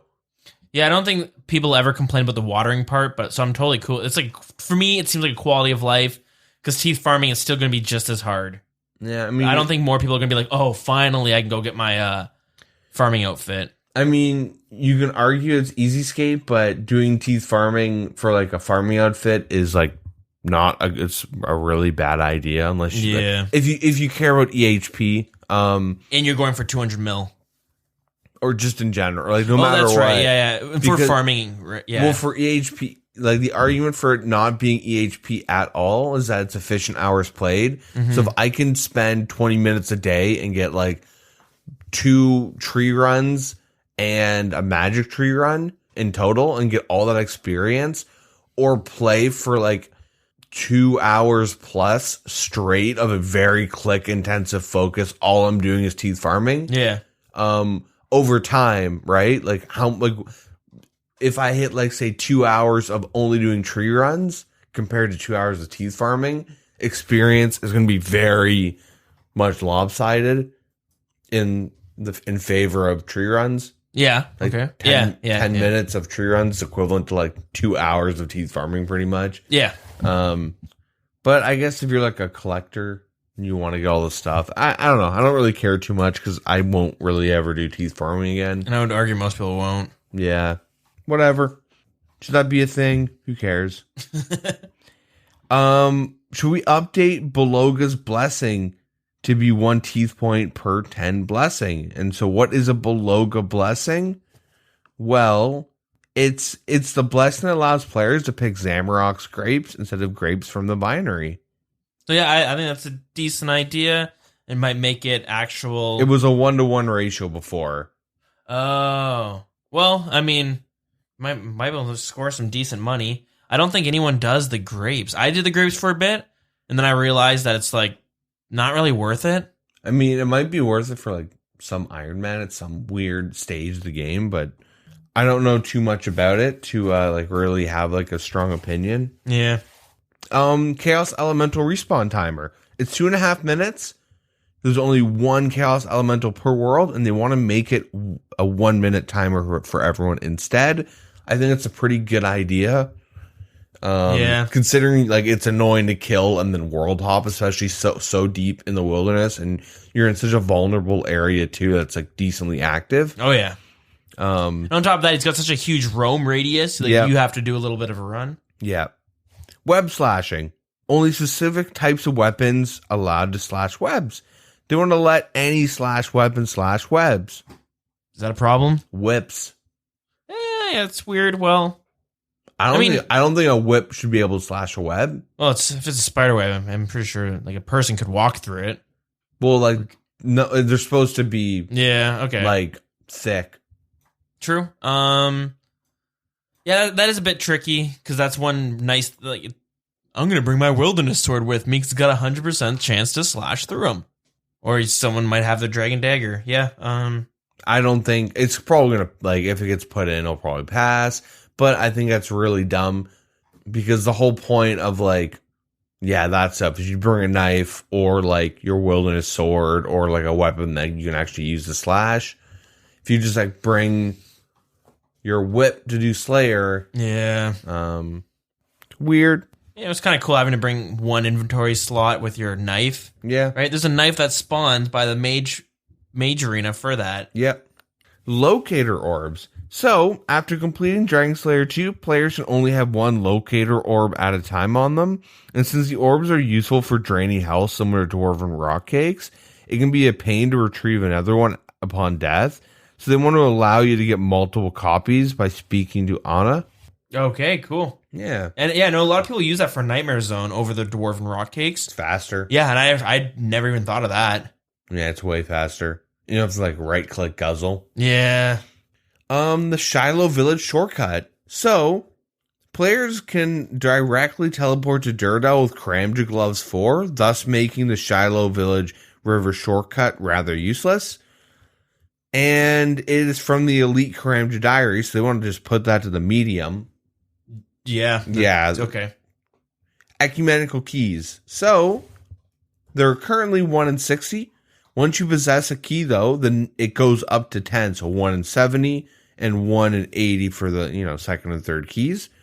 You're limited to a maximum of 3 keys. If you get more than that, if you get more than that, you'll be unable to pick up anymore until they are destroyed or used.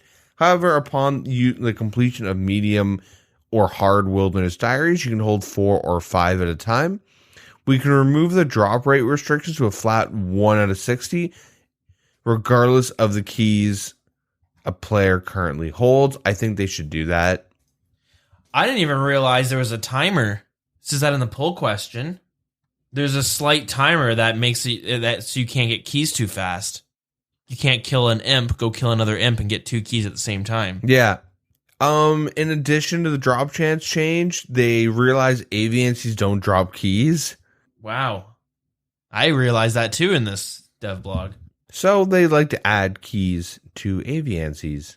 Oh, that's interesting, because I will get sometimes an aviancy task, and I'm like, I'm going to go to the wilderness and kill them so I can get the some Slayer experience while also getting the keys.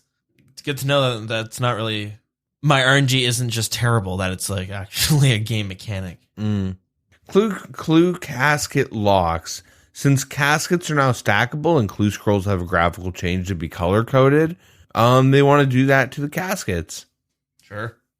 Moving on to discussed changes. Proposed discussed changes. The special attack teleportation or teleport restriction in PvP. So November 2018, we all might remember, they suggested that they make a change to prevent players from teleporting for 3 seconds after using a special attack. Right. While in the wilderness. Since the change is proven unpopular with PvPers and is often requested we revert it, they can revert it, but they want to offer this as a discussion point first. So do you think it should be reverted? See, I'm going to do a hard pass. I don't PK that. I don't PK at all, really. So I don't know if I don't know enough about the topic to know whether it should be reverted.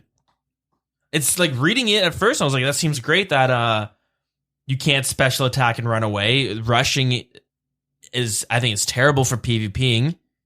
But if there seems to be that much like outcry in the PvP community, maybe it's not just rushing. Maybe there's something else that it fucks up. Well, if it's just teleporting, if we're just going to think of it as like, should I always have the chance to teleport out of a fight if I'm not tele-blocked? No matter what. That's the thing I would say. Like, yeah, of course. But then you see like people who are rushing, right? And like, yeah. Then you're like, well, okay, it's a bit more complicated because it's kind of bullshit. Yeah, though the main thing is that while you're teleporting, you don't take damage as well. Yeah. So what's the, should you always have an instant out in a 1v1? And the main thing is, if you're committing to trying to kill someone, should you still have that instant, get out of jail free card? That's like what the actual argument is, I think.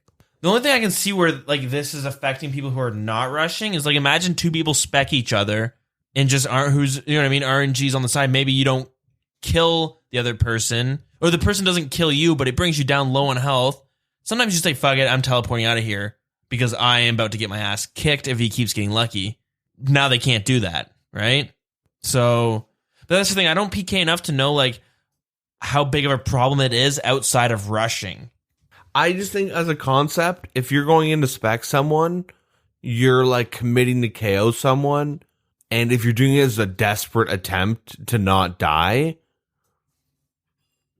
you should just teleport out. Use your specs at a better time next time. Because you can spec tele in the same tick. Yeah. That's what people want to be able to do. I think you can't have your cake and eat it too. I don't know. Like, it is annoying to spec someone and then have to wait 3 seconds. But the whole point of using your special is like you're intending to kill someone. Yeah, I don't know. I think it should be kept in. Yeah, I'd pass for this poll because I don't know enough. I'd have to hear it from others who are avid PKers. Yeah. The problem that I do see is that if two people they do DDS spec each, one person hits double zeros, one person hits double 30s, going in for another, the other person might be like, oh, fuck, I'm out of food. I want to get out of here. Should he just be like, no, now you're dead because you both why are you specking on no food? You should be I'm saying like so you should probably get out of the fight. Well, like in this hypothetical situation, that's why I'm saying I don't really know, because I can see where it would be kind of stupid to have this rule, but at the same time, I also don't like how easy it is for people to rush without having this rule in. Mm-hmm. So I don't know. Like, I don't know. I think if you're like bounty hunter, PvP, PKing, the game obviously RNG, whatever, RNG memes, but like the only thing that makes someone better is like accurate clicks, but good decision making. I have no food. I'm on half HP. I'm just gonna double Gmalts and insta-telly. But is that's that, the is thing, that a like, good decision to make? Like, obviously not that one, but I can definitely see how there's tons of different decisions where it's like, where because RNG was not on your side, suddenly your choice is now, I should probably flee this fight. But it's like, well, no, too bad, because that's just this, you know what I mean? Just that's RNG. I mean, that's the game that you're choosing to play. Like, RuneScape's dictated by RNG, but like, if it happens once, it happens. But if you're like a good PKer, like you watch like the YouTubers, and a lot of them are able to string like tier 10 emblems like consistently on good accounts. Sure, yeah. And it's like, one, the account build is good, but also like you see them make better decisions consistently than their opponents. That's what it boils down to, right? Yeah. Being consistent, so you die 1 in 10 times due to bad RNG, or like, you know, maybe 4 out of 10 times because of bad RNG. But overall, you're getting more kills than a bad PK where they're dying 10 out of 10 times because they have bad decision making. Yeah, like we'll have to see. Like, clearly enough people are talking about this that they're wanting to possibly revert it. It definitely could be something that most PKers are like, no, even with rushing, this is a stupid change to have added, right? Yeah. We'll have to see, because I have no idea, and I haven't seen any of the discussions myself. So I really have no idea.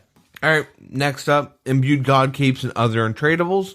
One of the most commonly questioned subjects as a result of the State of PvP blog is that imbued god capes are always lost on death, but only in PvP. When originally pulled, they were to be lost no matter what. But the way the death system works, it is overridden, and they want to discuss about what they should do moving forward. This could be adding them to Purdue, so they're usable in pre-20 wilderness, or making them lost in PVM situations too, so that's fair for PVM and PvPers alike. Or like they would like to make changes to match like a new poll. Like, they don't really know exactly which direction. They want to, like, we always talk about the fairness between PvP and PVM.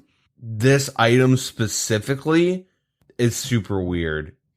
Yeah, no, I can totally see that. It's necessary for raids, but in both instances, like, it's not necessary for Theater of Blood, but people will bring it. But yeah, like, you use it in PVM and you won't ever lose it. You won't ever have to get a new one. But like in PvP, you kind of always have to go back and get one. So that's tricky, and I feel like I don't feel like they should do anything with like it's an issue, but the whole death mechanic in PVM is an issue that I think also needs to be fixed as well. I'm surprised they haven't changed it yet. We've heard their suggestions like months ago, right? Yeah. And I feel so changing this is just doing a temporary fix, whereas in the future we're gonna have to revisit this problem again, right? The main thing is that I don't think a specific item that's untradeable should always be lost on death in PVM and in PvP. Like, I think they should just make the God Imbue Cape similar to other PVM items for PvPers. Mm-hmm. Where, like, if you just die in, like, a PvP world, you can still, you don't have to go back and another one. Yeah. Because, like, as much as, like PvPers have to go through so many, like, fucking hoops to, like, play their own content. Yeah. Like, if you want to play a Void Pure, you have to PVM a bit, right? A lot. Yeah. You have to PVM and quest a lot. If you want to make a baby, like, Mauler, okay, it takes 2 seconds. They're getting nerfed, whatever. But, like, to do any kind of, like, unique, fun PvP, like, you kind of have to just suck it up and do PVM, and, like, questing and skilling. And then PVMers, like, you don't like PvP, so you just don't have to do it. Yeah, pretty simple. But even, like, yeah, like, the little hoops, like, always having to go back and get your imbued cape, like, that is annoying, you know, especially if you don't want to be, like, deep wilderness PKing. Yeah. So, yeah, I would be more okay with it being in line with other PVM items where, like, you know, if you bring, like, Void above 20, you lose it.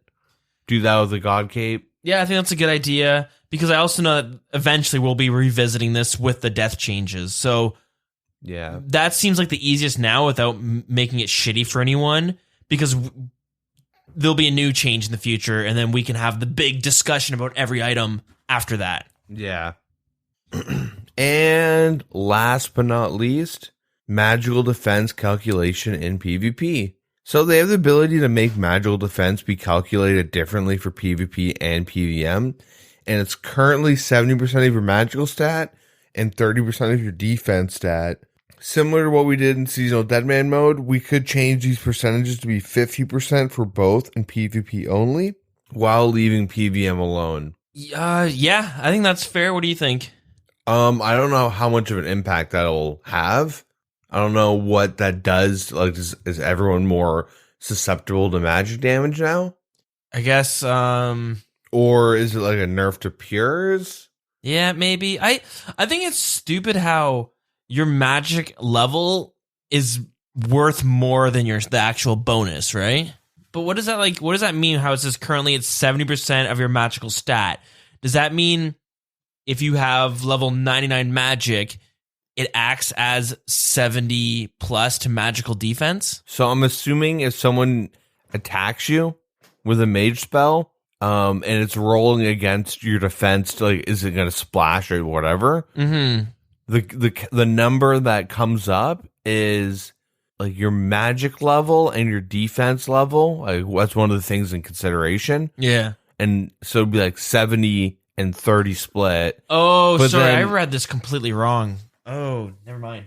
Sorry, I misheard that. I thought for some reason I was thinking it was talking about 70% of your magical stat, but then 30% of your armor, the armor stats. It could mean that. Actually, maybe it is that because it's a stat, not level. Yeah, I don't know. Magic defense. Wait, no, it would have to. They'd have to mean level because mage does play an effect, right? Yeah, your mage level. I always thought that your defense level never mattered. Mm. And 30% from your defense stat, is that magic defense stat or your defense level stat?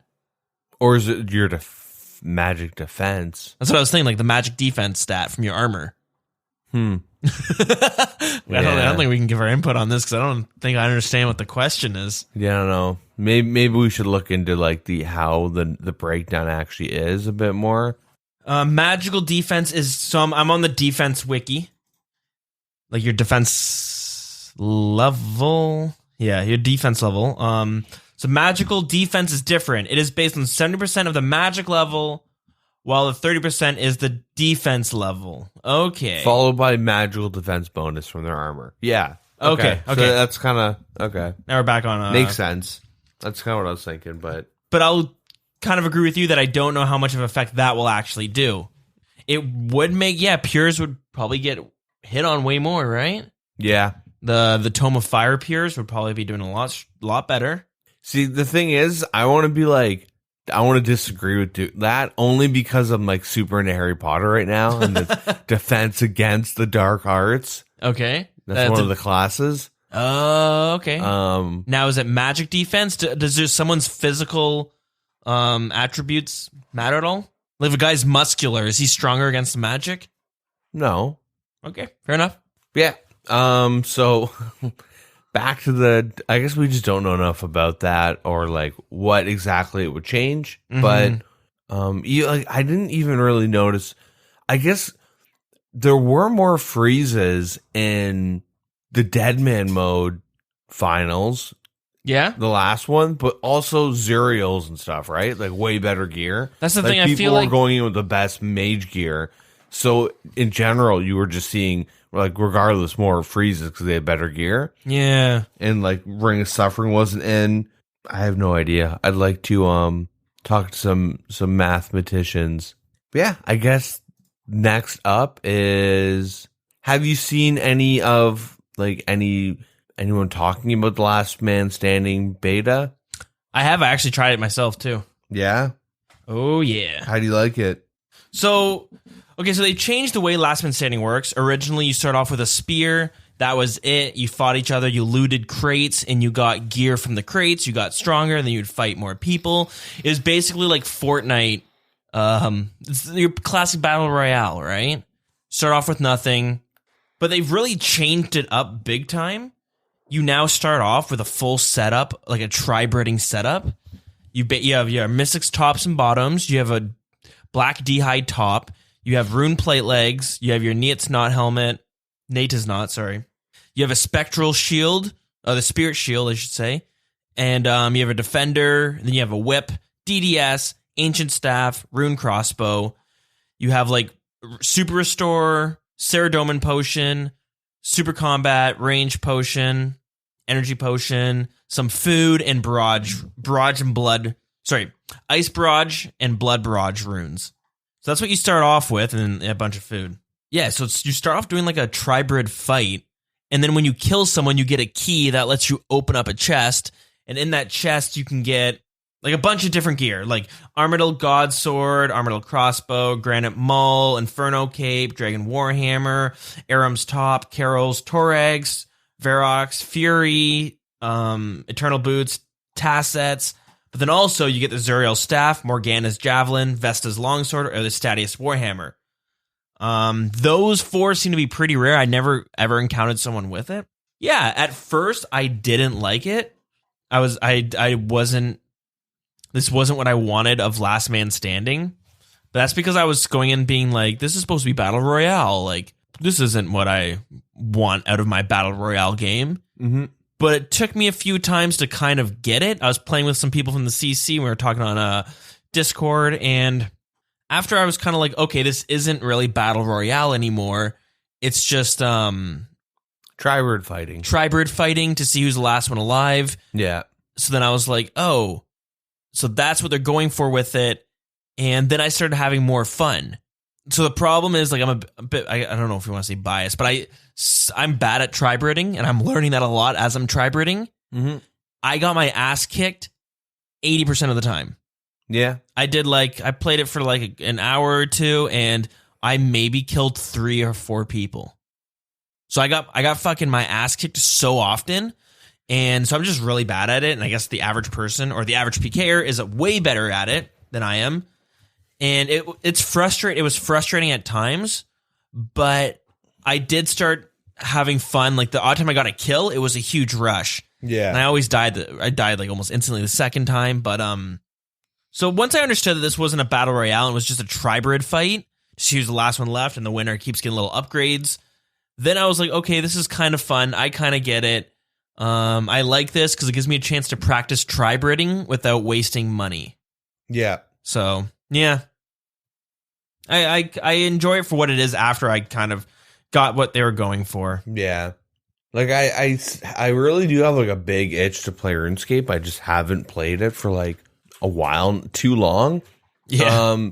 But like when I saw like all the positive feedback from like from the beta, I'm gonna be dreaming about it.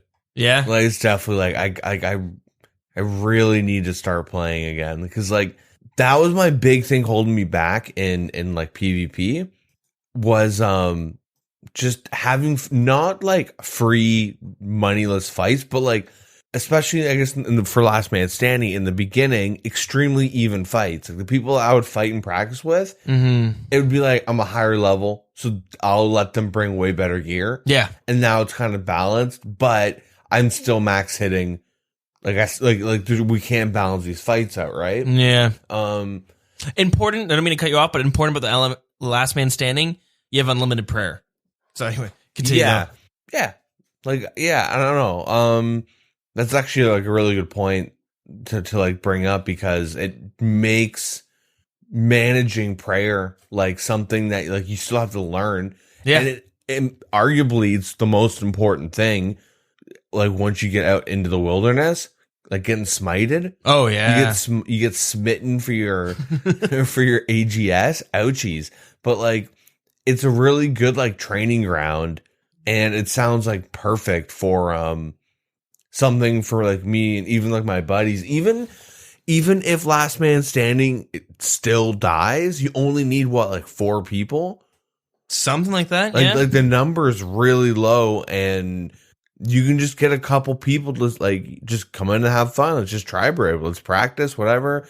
We can even do honor systems. Like streamers can set up like their own little Tribrid tournaments now. Yeah, exactly. That isn't based on Duel Arena and Rotten Tomatoes. Yeah.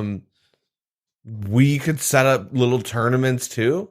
Like little fun, you know what I mean? Like for PvP, who's the best Tribrid? Like this opens up like a lot of really cool ideas just outside of the Last Man Standing. And but going back to it, there are some rules in the beta. Another important note that I forgot to mention, that when you do kill someone, your health is put back to max and you get a full inventory of food. Okay, cool. Yeah. So it's not like you don't want to fight because then you're going to run out of food. Like you still want to fight because you get refreshed. And you get potentially better gear. Yeah. Okay. So the rules, they have a high stakes and that's 1 mil to play. If you get 3rd to 5th, you get a free entry token and you earn points for a shop. And I guess 2nd and 1st, you gain money. Can you make money from this? They don't really, it's very point form, but I think you would. I think it's how it is now. Yeah. You pay 1 GP or 1 mil and the winner gets like 70% of it or something. Yeah. Okay. So it's kind of cool. Like solo Pkers can consistently make money not at Rev Caves. Yeah. And attacking people in Din's Bulwark and then asking to be nerfed. Yeah, that's right. Yeah. So for competitive, you need 24 players to begin and it affects your rank. Players earn points in the reward shop. There's no entry fee, no free entry tokens awarded, and no coins are awarded. So you just get points for this shop we'll talk about in a bit. Casual, you only need 4 people to begin. No entry fee, no rewards. So I just wonder about the competitive. Like they're really hoping that people want the rewards from the shop. If they don't and nobody plays it, then that's going to be like kind of shitty. They mention affects your rank. Yeah. So there's going to be an ELO system. Yeah. Which you put an ELO system in anything, people will want to grind it. Last Man Standing already had an ELO system, though, that no one really cared about. That's a problem. Well, it's just shit. Yeah, okay, fair enough. So, we mentioned rewards. What are they? So, outside of, I guess, competitive points and gold, they have some awards that they are suggesting. And we can suggest. Yeah. They're still open to suggestions, as always. But first one is the Dead Man armor. Because Dead Man mode is retired, there was a set of armor that you could purchase with bloody coins. No one ever did it, but they added the armor to the Last Man Standing store. I really like that. It looks cool. Reusing assets. It looks good. Smart. Yeah. Looks good. It's an homage to Dead Man. It's fun. It's fast. It's fun. The Trover Parchment. So while under 20 wilderness, some untradeable items will break on death. Yeah, we talked about that earlier too. Yep. Players can take these broken items to Purdue, who will repair them for a fee. In order to encourage use of these items in deeper wilderness, we propose a consumable scroll that can be handed into Purdue, and he would use them to enchant one of these items. An enchanted item would not be lost above 20 wilderness. Instead, the item will lose its enchantment and be kept in its broken form as the player had died in under 20 wilderness. This will also occur for PVM deaths. In a PvP situation, 75% of the repair fee of an item is dropped. Not like you're losing out for killing someone. Yeah. That's a cool, I don't know, that's a cool idea depending on how easy they are to get. I would hope that suddenly people are just rocking Void back in the, you know what I mean? Like Void all through the wilderness. That would be really cool, though. Yeah, I don't know. I just don't want that to be the meta. I would like it to be like, yeah, you can. I don't want it to be a crazy grind, but I also don't want it to you to complete one round of Last Man Standing and be able to enchant a whole set. Of course, yeah. But if you're bringing like a full set of Void range, like Void's good, but it also has like no defensive capabilities. And like Void's good in PvP, but is it good in like a no honor situation? Yeah. Where like you're going to get bopped by some dude that can out like flick, switch, spec. Like, you know what I mean? Someone you can like, I really like that idea of like, even if you want a PVM and you're like, this opens up like, hey, and you can put it on your god cape. Yeah. You know what I mean? Like that type of stuff. Or like a fighter torso or a fire cape, inferno cape. You can venture out deep in the wilderness and bring these items out as like an average player, right? Yeah. If I want to go bossing and go kill Callisto, I can now bring a fire cape if I want. And for PVMers too, like the Slayer mask, right? Yeah, exactly. You don't have to worry about, I don't know, getting tricked or whatever to lose it. So I really like that idea. The next thing is halos. So for many years, Castle Wars have offered 3 god halos as a reward. That's Saradomin, Gothic, Zamorak. Yeah. So what about Armadale, Bandos, Saren, Zeros, and Brassica? Do you know what Brassica is? No. The god of cabbage. That's kind of cool. I like that. It's weird. Good old RuneScape. Anyways. Yeah. Yeah, so they offer these 5 new halos as a reward. These will have the same stats as the existing halos, but will allow you to choose to support the god of your. But will allow you to choose. But sorry, Fashionscape. Yeah, but will allow you to support the god of your choosing. The next one is experience rewards for the top 5 players in any competitive game of Last Man Standing. We'd like to offer an experience reward through a tome or a token that can be redeemed in combat experience of their choice, 35 times their skill level. 35 times, eh? Yeah. Combat. Is it combat only? Oh, combat. Okay. Yeah. This allows Oh, wait a minute. Like pures to train without getting HP or something. Yeah, I didn't think about that, but also like not just AFK and sand crabs. You can do something fun and get like it won't be the most, like your level 10 strength is 350 experience. This isn't in casual though. It's only in competitive or high stakes. Yeah. So you'll have to be good to get these. Like this won't be like if you're doing like some lower the better type shit, right? Where you're getting some janky ass achievement on like 10 HP account, and you want to train like this, like you still have to be good. You can't, you know what I mean? Yeah, no, yeah, definitely. You can't fake or set up fights unless the game mode's dead. But if it's dead, you gotta find 24 people to help you. Yeah, exactly. So that's cool. I just don't want someone. I don't know if easily training without. It's not easily though. You have to come into like top 5, and it's not even a lot of experience. So if someone was good enough, do you think it's okay that they would be able to like easily level skills without leveling HP? Like there's a lot of like accounts that keep their health at 10, right? Yeah. So if they're good enough, do you think they should be able to like level up that account easier? Or do you think that they should balance that differently? So the only accounts I can think of that would really benefit this off the top of my head are those weird niche, depending on how you want to pronounce it, 10 HP accounts that like are 10 HP pures. Yeah. But even then, there's a lot of alternatives where you like the Shazian contract. Okay, yeah, fair enough. Cannoning, all that stuff. Yeah. And then pest control for like if prayer is considered combat. But the thing is, like, they have to be good and they have to win a lot for this to be like to even debate being competitive for these like niche accounts. Mm-hmm. I do like that though. Yeah, it's good. It's good. Yeah, so there's always going to be better methods. It seems like, and I think like I'm kind of like opening up to the idea of like PvPers should easily be able to like get certain things without being forced to PVM every step of the way. Okay, yeah, that's a good call. So the next one is games played in one cosmetics. This would be similar to like the Chambers of Xerix like hard mode and Theater of Blood completion milestones, and they'd like to do that for Last Man Standing. As long as they look good. If you're gonna put these capes in it, make them look cool. Yeah.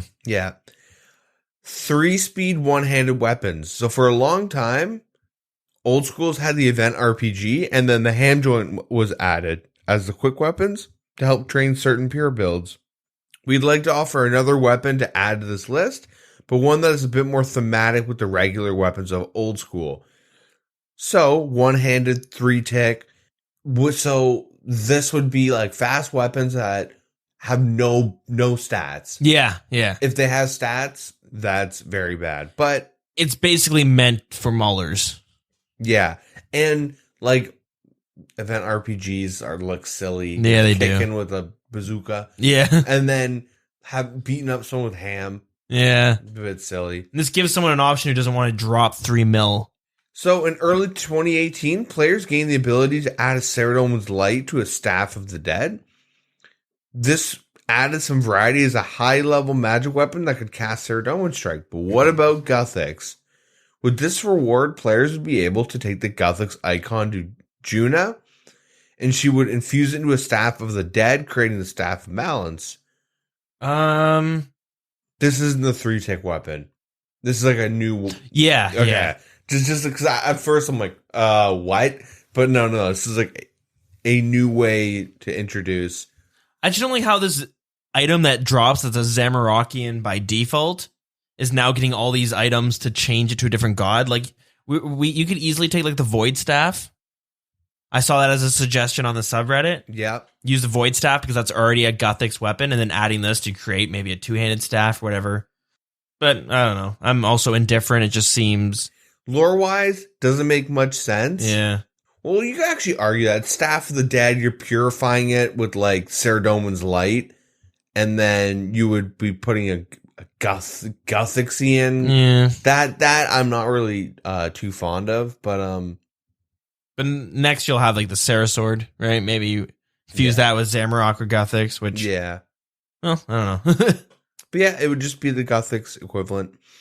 The next item is the Bolas, and it's a thrown range weapon that would require 70 range to wield. And when Bolas are thrown as an auto attack, it binds around the player for around 10 seconds. It's possible to miss the bind as with other attacks from a weapon, but thrown Bolas cannot be retrieved from the ground or by an Ava's device. Or any Ava's device. Mm-hmm. The Bolas will carry the same offensive stats as a rune knife, but with an attack speed of 6, and the range of the Bolas is 7. So when I hear that, it sounds cool on paper, but I know a lot of people are not okay with this item. And hearing their arguments, I guess I kind of agree with them, because this is an item in RuneScape 3, and the problem is now you're suddenly able to, let's say Deep Wilderness, people bring D'hide to protect from magic because they don't want to get froze. But now you have a ranged weapon that you're going to have to protect from ranged defense. And it's a really good weapon to rag people with. And I guess a big part of it is how easy it is it going to be to obtain.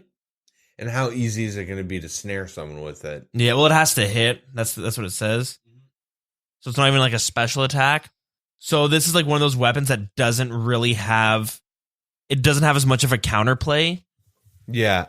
Whereas freezes, you got your D'hide and stuff, And also, I mean, you could, like, when you think range defense, you're thinking just like Torag, Darok yeah, type stuff in the wilderness. but it's hard, especially with a team, right? Yeah. Because now it's like you'll get caught. Multiple ways to, like, but it's only 10 seconds, right? Yeah, And it can't be reduced if you have protect from range? doesn't say so. Okay. Like, we do have the Zamorak God Sword that freezes people, but you need to be in melee distance. Really easy to avoid. Mm-hmm. So I can kind of see why people don't like this item, and I guess I kind of agree. There's less counterplay. Maybe it's different if it was like a spec with the Bola weapon. You know what I mean? Staff of Paralysis. The Staff of Paralysis is a one-handed staff that requires 70 magic to wield. It can hold 1,000 charges, require 3 nature, 4 earth, and 4 water runes per charge. On each cast, the Staff of Paralysis would have a 1 in 10 chance of turning off your opponent's run. The staff would have a max hit of 10 and attack rate of 5. That's interesting. Does it just turn it off, or does it disable it? You have to be flicking run speed? Yeah. Interesting weapon. Not sure if it'd have much use or where it would be used, but I don't know. I'm interested. I don't know. Tank tests? Yeah. You're running through, you're getting bolted, you're walking nonstop. It would make tanking way harder. Yeah. But I guess you have to risk like upwards of 3,000 nature runes and stuff. Yeah, I don't know. Last man standing, only cosmetics. So when we're good at something, we like to show it off. And with this in mind, we want to offer the ability to partner up with Twitch Prime. No. I was like, shit, where is he reading this? Offer the ability to unlock cosmetic changes to the starting equipment described earlier. So you could change your mystic robes to light, dark, or dusk, your range equipment to gilded, and your rune equipment to god or gilded variants. That's cool. When they say gilded, do they mean like trimmed or like literal? Probably like the trimmed, right? I think they meant to say trimmed. Oh, for like the rune? For the ranged. They said ranged equipment to be gilded. I think they meant... Well, they do have the gilded god, I think, now, right? It's like the gilded d'hide. Yeah, it's like a yellow d'hide. But it's as good as a green d'hide, right? Oh, yeah. So I guess maybe they just have the cosmetic and it'd be as good as black. That's probably what it would just be. Or the trimmed, yeah. Yeah. Anyways, yeah. So they have that as a suggestion. And then I guess the most arguably... The controversial one? Yeah. Is negative experience lamps. They've talked about this before. This time they don't specify whether it would have a cap. You buy these lamps from Last Man Standing. They take away 500 experience from a skill or a stat. But the stat can't be higher than level 50. So a lot of issues with this. Yeah. I like a lot of people who want it are people who accidentally got level 2 defense on their Pker. That's the intention. That's the intention. But now if you watch is it Rendy? Is that his name? Yeah. Rendy, OSR small, like these achievement, low level achievement. Even the guy that did the Infernal Cape on his Pker, like level 50 or whatever, exact RS or something. Right. Yep. Mm-hmm. So yeah, if you ever watch the lower the better, it's all about getting some sort of achievement as low as possible. Well, with this stat, you could, with enough time, you could be a level 3 with an Inferno Cape. Yeah. Well, you could if you're good enough, because you can't be higher than 50. But still, right? You could fire capes. Fire capes would be you'd definitely see some level 3 fire capes. Yeah. And so that's one Even problem. Pets. People with pets, because you can just start at level 1 or like a low level and just, you know what I mean? Yeah, that's Keep true. at a certain level. There's also so this one I don't know how, like, I don't have a Pure account, so I'm not as invested. I do, but I don't really play it. But people could now have different builds for their Pures. You could have Addy gloves. You have a Varrock diary, the chest body. Yeah. Probably tons of other quest items you could use, because now you don't have to worry about your defense. You just lower it down. That one, I guess I'm a bit more on board, because it would be kind of interesting to see all these cool, unique ones. But at the same time, if I'm playing a Pure, now if I want to have an optimal Pure, I'll have to do the same, right? Yeah. but that's from a selfish standpoint. I guess both ways. The reason I would like it is because I would like to watch these YouTube videos now to see the Pkers, these cool builds. But if there's no limit, yeah, that's a problem. Yeah, then you're going to see some like really silly builds. My main thing is that like I talked to them before, but like speedrunning community, they like to do things as fast as possible, all that stuff. There are some speedrunning things in RuneScape, but I think like the equivalent to that is kind of like lower the better type stuff that we've talked about. But Yeah, like, it's yeah. the weird like low level achievement or like like super unique accounts that are like kind of cool. Like he's got like level 3 accounts of KBD accounts and stuff like that. And there's accounts that have like they're level 3 and they have like they've killed like the mole mother or whatever, the giant mole. And I think this kind of would mess with that whole community. Yeah. And it kills the potential of like that community to grow. I mean, it's not the biggest, obviously, because it's very hard and a lot of theory crafting and mechanical skill. So that would make it, it takes away the integrity of it. But yeah, they made some other changes though, such as like within the minigame, you have 75 defense. Yep. You always have ancients. You'll always get fake experience drops. So you can time out KOs. Yep. No prayer draining, no smiting, no shops. Killing players restocks your inventory with food or with starting supplies. And you get hit points and run energy. And supplies only appear to the player who dropped them, but equipment appears on the ground for everyone. And then future changes. Customizable loadouts. Some people like to have their armor set up a certain way. Yeah. When I was playing with someone in the clan chat, that was one of his complaints, was that he had to spend the first thing or reorganizing his inventory. Yeah. And they couldn't do it in the beta, but they'll be able to do that outside the beta. And then also Ultimate Iron Man access. They're currently unable to play, and they'll like look into like a temporary like way for them to store items just for the game. Cool.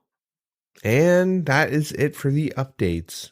Fun stuff. So give us your input, especially if you're like into the PKing community. Love to hear it because I'm pretty ignorant in that, but after the Last Man Standing, it's something I want to get better at. And and actually a chance so I can maybe go PKing and not get my ass handed to me. Now we're at the segment where we like to teleport back in time. This is where we go back and look at updates from... I always try to do the math. I should know this by now. 18 years ago. We go back 18 years and see what updates were coming along week by week as we do the show. So we're going to teleport back to July 12, 2001. And in this week, we got improved prayer systems and more. What does that mean? Well, the prayer, the monastery area I was at, I was going to say the prayer guild, but that's not what it's called. You can now get monk robes, and there's a special new altar to prayer at. They added silver rocks into the game. A new necklace, the holy symbol, was added, which was made from crafting silver. You can get it blessed, and it makes your prayer last longer. And lastly, the black hole experience in the dwarven mines. So I'm pretty sure this is from when you got banned, you get sent to like this black area, right? Just a void, basically. Yeah. And your account would just stay there. People could purchase the disc of returning, where they can go and you could talk to someone still if you were banned. And eventually they took that part out, and that became a discontinued item that was worth lots and lots of money. Yeah. But yeah, that's all that had happened. So now we're going to move on to the Grand Exchange. We'll bring back the lore stuff after episode 140, which has been super busy with lots of content to cover. So it is coming back, though, next couple episodes. So now we're going to tell you about what we got going on with the show. First things first, if you like Audible or you like ebooks, or not ebooks, but audiobooks, if you like books but don't have time, you might like audiobooks. Go to audibletrial.com/wild. Did want to mention, though, if you're getting the free month thing, do make sure that you're planning on cancel it afterwards. It's probably terrible to tackle this into the sponsorship, but we're going to lose the sponsorship. We just lost our sponsorship. Yeah, fuck it. We're going rogue. But do make sure if you plan on canceling it, that you're canceling on the right one. If you're from the US, it should redirect you straight to the .com site. But if you're like me and you're from outside the US or from Canada, Or UK. Anywhere, Europe, yeah. Anywhere outside the US, if you try to go to .com, it usually redirects you to your country website version. So I always kept going to .ca, where when I go to cancel it says my membership wasn't going. I was like, oh, cool. Makes sense. Well, anyways, I found out 6 months later I was paying for it, and it can be pretty expensive, especially if you're not listening to all of them like I was. So I did call them up, told them my situation, I explained myself, and they were super helpful and gave me a full refund. So, yeah, just make sure you call the U.S. customer support. This is the worst sponsorship plug I've ever heard. I was just like, shit, I got not tricked, but I didn't realize I didn't cancel it. And I was like, maybe other people are in the same situation. Double check it. But if you do have the money to spend on it, it is totally worth it. Yeah, the audiobooks are super good. And it's like, what was it, like $15 a month or something?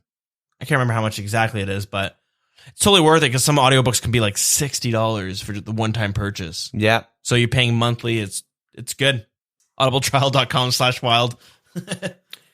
Yeah, I mean, it got me into Harry Potter. I've been ripping through Harry Potter. Yeah, that's right. Every week you're like on a new book, right? Yeah, pretty much.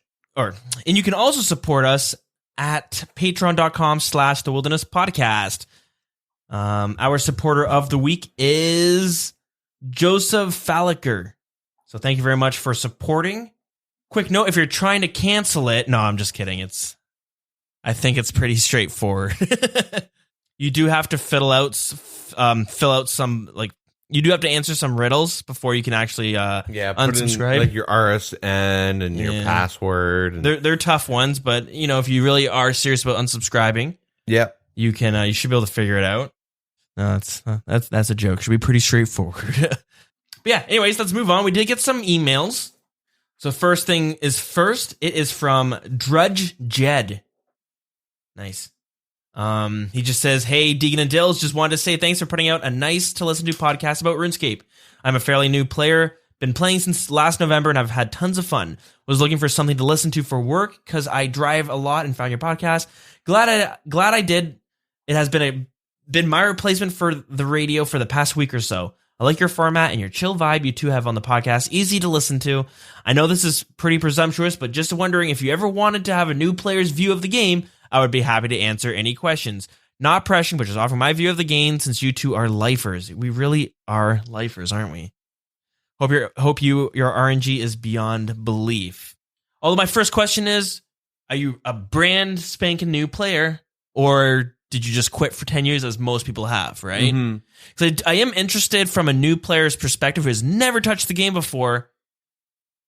Why? First off, right? Yeah. We talked about earlier how this game doesn't have the best looking graphics and the tick system is a bit clunky. Luckily, the tick system you don't realize till later on. But really, the graphics, right, do turn off some people. Although people who do like the game tend to love it. But yeah, I am interested from a fresh new player how you actually found the game and how you get into it. Yeah. Right? I mean, I've introduced a lot of people to RuneScape, like coworkers, friends, and all that. And it's always really fun, especially like come from like different like backgrounds of video games. You know what I mean? Like, from like casual to like some people are like, some of them are like super in MMOs, and like there's just like different people. I've noticed that like a new player will have like just different ideas of how to progress. Like one friend of mine that I got into RuneScape was like questing and like doing all the free to play quests, and was like, I'm doing all these quests, but my character isn't really getting stronger. Yeah. And I was like, oh my God, I didn't even think about that being a weird concept. Normally you're doing quests like in any game, like you get items and levels, but like you get some levels in free to play, but like sometimes you do a quest and get 300 gold, right? And you're like, cool. But then like you're kind of like, but like I'm leveling, right? I don't see an experience bar, but like I'm getting better. And then you're like, and he was like, why am I not getting stronger? I'm like, oh shit, I didn't explain exactly how leveling and getting stronger works to you, did I? He's like, no. It's like, okay. And then some people just kind of pick it up, right? Yep. It's pretty like, yeah, from a new player's perspective, like it can very, very like hard. Yeah, especially what game experiences and stuff. And yeah, so it's always fun to like get perspectives on that. Yeah, so yeah, let me know if you're how new, I guess, and what it is you like about the game, right? What pulled you in? Yeah. And how'd you find out about it? And then from there, I'm sure we'll have more questions. All right, the next email we got was from Josh. He says, it seems like they could have... So I'm pretty sure this is talking about it definitely is talking about the partnerships reward idea because it's in the subject right here. So he says, it seems like they could have the cosmetic thing work with a token of some sorts. So say it's for the player-owned house, some new look or whatever it is, and let's say it's Twitch. You link your account and get an item in-game that is a token you take to a real estate agent, and you get it for free one time only. Then they can have the option there for everyone, but you pay whatever the price is for it. It can be themed for a game if it's like Fortnite or whatever. Yeah. So that's probably something that they would do. And that's what would make a microtransaction. And that's where it does get problematic. But it's this weird thing where if they were to do partnerships, people aren't happy with getting the thing for free afterwards for everyone. Mm-hmm. But at the same time, if you have to pay money, but you could have got it for free earlier, then that's like the microtransaction part, right? And I think that's the big reason why it didn't pass was because both ways people looked at the situation, it looked bad. It's microtransactions. Yeah, and it looked bad for the game. I do want to say as well, like, I should have said this earlier, but I thought it was really cool how the community fought back against Jagex on this whole partnership thing. Jagex just shut the whole thing down. If you look at like any other online game, they have microtransactions, whether you pay monthly, whether you buy the game outright and then you don't pay monthly, they have microtransactions. Well, buying the game is not considered a microtransaction. No, but like an example, Guild Wars, right? You buy the game, let's say $30, Guild Wars 2. Yeah. And there's the microtransaction store as well. Yeah. Right? You look at Elder Scrolls Online, you buy the game outright, $20. Then they also have a subscription. Yeah. And they have a microtransaction store. Yeah. You know what I mean? Albion, actually it's free now, never mind. But Albion, you did pay money for it. The fact that RuneScape doesn't, or old school RuneScape doesn't have it yet is awesome. And it's great that the community will be like, no, let's shut this shit down, even though every other game has it. Yeah. The community can do some great things sometimes. And our last email is from Aaron. He says, hey guys, love the podcast. Question, are you guys brothers? And what province do you live in Canada? Yes, we're brothers. Ontario is where we're from. Yeah, the whale. Yeah. And then what's your mother's maiden name?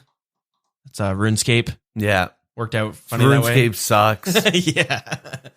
102. Anyways, about RuneScape partnerships, I think you guys are correct in asserting that cosmetic additions to old school RuneScape will never work out, and here is why. Because they negatively affect the core gameplay loop of old school RuneScape. Everything we do in old school RuneScape as a player is fundamentally an investment of time to achieve goals. These goals are often reflected in wearable cosmetic items. Cosmetic items are a way to show other players our achievements, the greatest example perhaps being the Inferno Cape or the Max Cape, which is true. You see someone with them and you usually go like, oh shit. Yeah. Like a guy gets the Max Cape and like, oh shit, I gotta shut him out, right? That doesn't happen too often. Fun fact, there's like 7,000 people who have Max Cape in RuneScape. Mm-hmm. When I started playing old school RuneScape as a kid, all I wanted was to have a better tier armor than my friends who had Mithril, or eventually get a skill cape emote. Those seemed epic to me. To earn any cosmetic items, especially a desirable one, through any other means than an investment of time of our skills, defeats the core gameplay loop of old school RuneScape and will erode the very foundation of the game. Why pay if someone else can pay? Why play it if someone else can pay? In contrast, these sorts of cosmetic-based microtransactions do not negatively affect games where the core gameplay loop is different than earning gear and showing it off. In a competitive shooter like Overwatch and Counter-Strike Go, the core gameplay loop isn't showing off gear you've earned, but rather being more skillful than your competitor and being the best. It would completely destroy the foundation of Overwatch if you could pay to boost your competition SR rank. Do you know what SR means? It's your season rank. Season like rank. Competitive. Okay. It's like ELO. Yeah, okay, that's what I thought. But it means nothing to spend money on a loot box skins, as skins are not a reflection of skill. They are and they are earned randomly. Another example, imagine if you could buy shinies in Pokemon. Yeah, that's true. Pokemons are always just like, the shinies were just like purely RNG. It's like getting a pet in it's RuneScape. it's super hard to stumble, like not hard, but extremely rare to stumble upon it, and then you have to catch it. Yeah. And that's the achievement, right? Yeah, true. Now that we have established why partnerships that offer cosmetics would erode the very base appeal of the game and as a result will not work, what kind of partnerships would be appropriate? That's the big question, right? Yeah. And none of us can figure that one out. The only partnerships that would work for old school RuneScape are those that offer free or discounted memberships in return for signing up for a different service or purchasing a different product, which is true. We never had problems with Twitch when you could just get the free 14 days, whatever it was, right? Yeah. What old school RuneScape would reach new audiences for exposure while offering potential new players a chance to experience the full game? Again, the Twitch example. As an example, you walk into a store and you go to buy Doritos. On the bag is the Vorkath. If you purchase the Doritos, you would get 1 free week of in-game membership. Yeah, with Dorito bags I'd be purchasing? Shit. For current old school RuneScape players, this is a benefit by getting a tasty gamer snack as well as more time in the game they enjoy. For old school RuneScape, it is a huge benefit having the game reach everyone that buys a bag of Doritos, and for the Doritos company to see it as an increase in profit from higher Doritos sales. Besides, and actually, you do see this with like every Avenger movies and stuff, right? Halo. Yeah, oh yeah, true. When was it Halo 4, I think, came out? It was Doritos and Mountain Dew, and I used to like be really into Halo. I remember like buying a bag because you got like double experience, and me and my boys would jump in, do some Team Slayer, Yeah. smash some noobs, get mad experience. So for current old school RuneScape players, this is a benefit by getting a tasty gamer snack. Hell yeah, it is. As well as more time in the game for you to enjoy. For old school RuneScape, it is a huge benefit having the game reach everyone that buys a bag of Doritos, and for the Doritos company to see an increase in profit from higher Doritos sales. Mm-hmm. It's a pretty good point. You know, that seems like something that could work. Yeah. Now imagine like RuneScape 3. You buy a bag of Doritos, and then you get a Dorito coin. Yeah. And then you can like Dorito trimmed armor. Yeah. Besides, if you're going to buy a bag anyways, you may pick up an extra bag than normal to throw another week on your Pure or something. In this example, the week of free membership would only be redeemable once per account per promotion, but that's not the main point. The main point is that old school RuneScape cannot offer in-game items as partnership rewards without devaluing the core game itself. Offering more membership is the safest way to maintain the integrity of the game while allowing old school RuneScape to be more appealing enough to actually land partnerships with other companies, therefore getting more space to promote their game. It seems the main goal of partnerships is promotion as sponsorships. It seems the main goal of partnerships is promotion, since sponsorships only give Jagex more money, which is good, but that doesn't grow the player base. For example, Chill Computers or whatever is paying Jagex to have exposure at their Deadman Mode tournaments, but this doesn't increase the player base. Anyways, those are my thoughts I had while listening to your discussion. I hope this brings up more points to talk about, and I think reaching new players is vital to seeing this game live for more years. It needs to happen, so it's an important conversation to have. Thanks for taking the time to read this. It would be awesome to hear your thoughts on this email on the podcast. Yeah. So you pretty much like hit the nail on the head. That's a good way of doing it. And I would say like, okay, Jagex might lose a lot of money by doing that sponsorship since you have to like give up a lot of free potential membership. Yeah, but I would even like not even like a week. Like what about a chance? It's like a 1 in 10 chance you put this code in. No. You don't think so? That's dicey. That's loot boxy? Yeah, oh yeah. Like I think like even like well like not to get hung up on the numbers, but like a day membership, right? Where it's like what do you lose for letting someone run around for the first time if it's a new player in members for a day? What are they gonna lose? Yeah. Like, okay, if it's like us, I mean, we could get a bond maybe.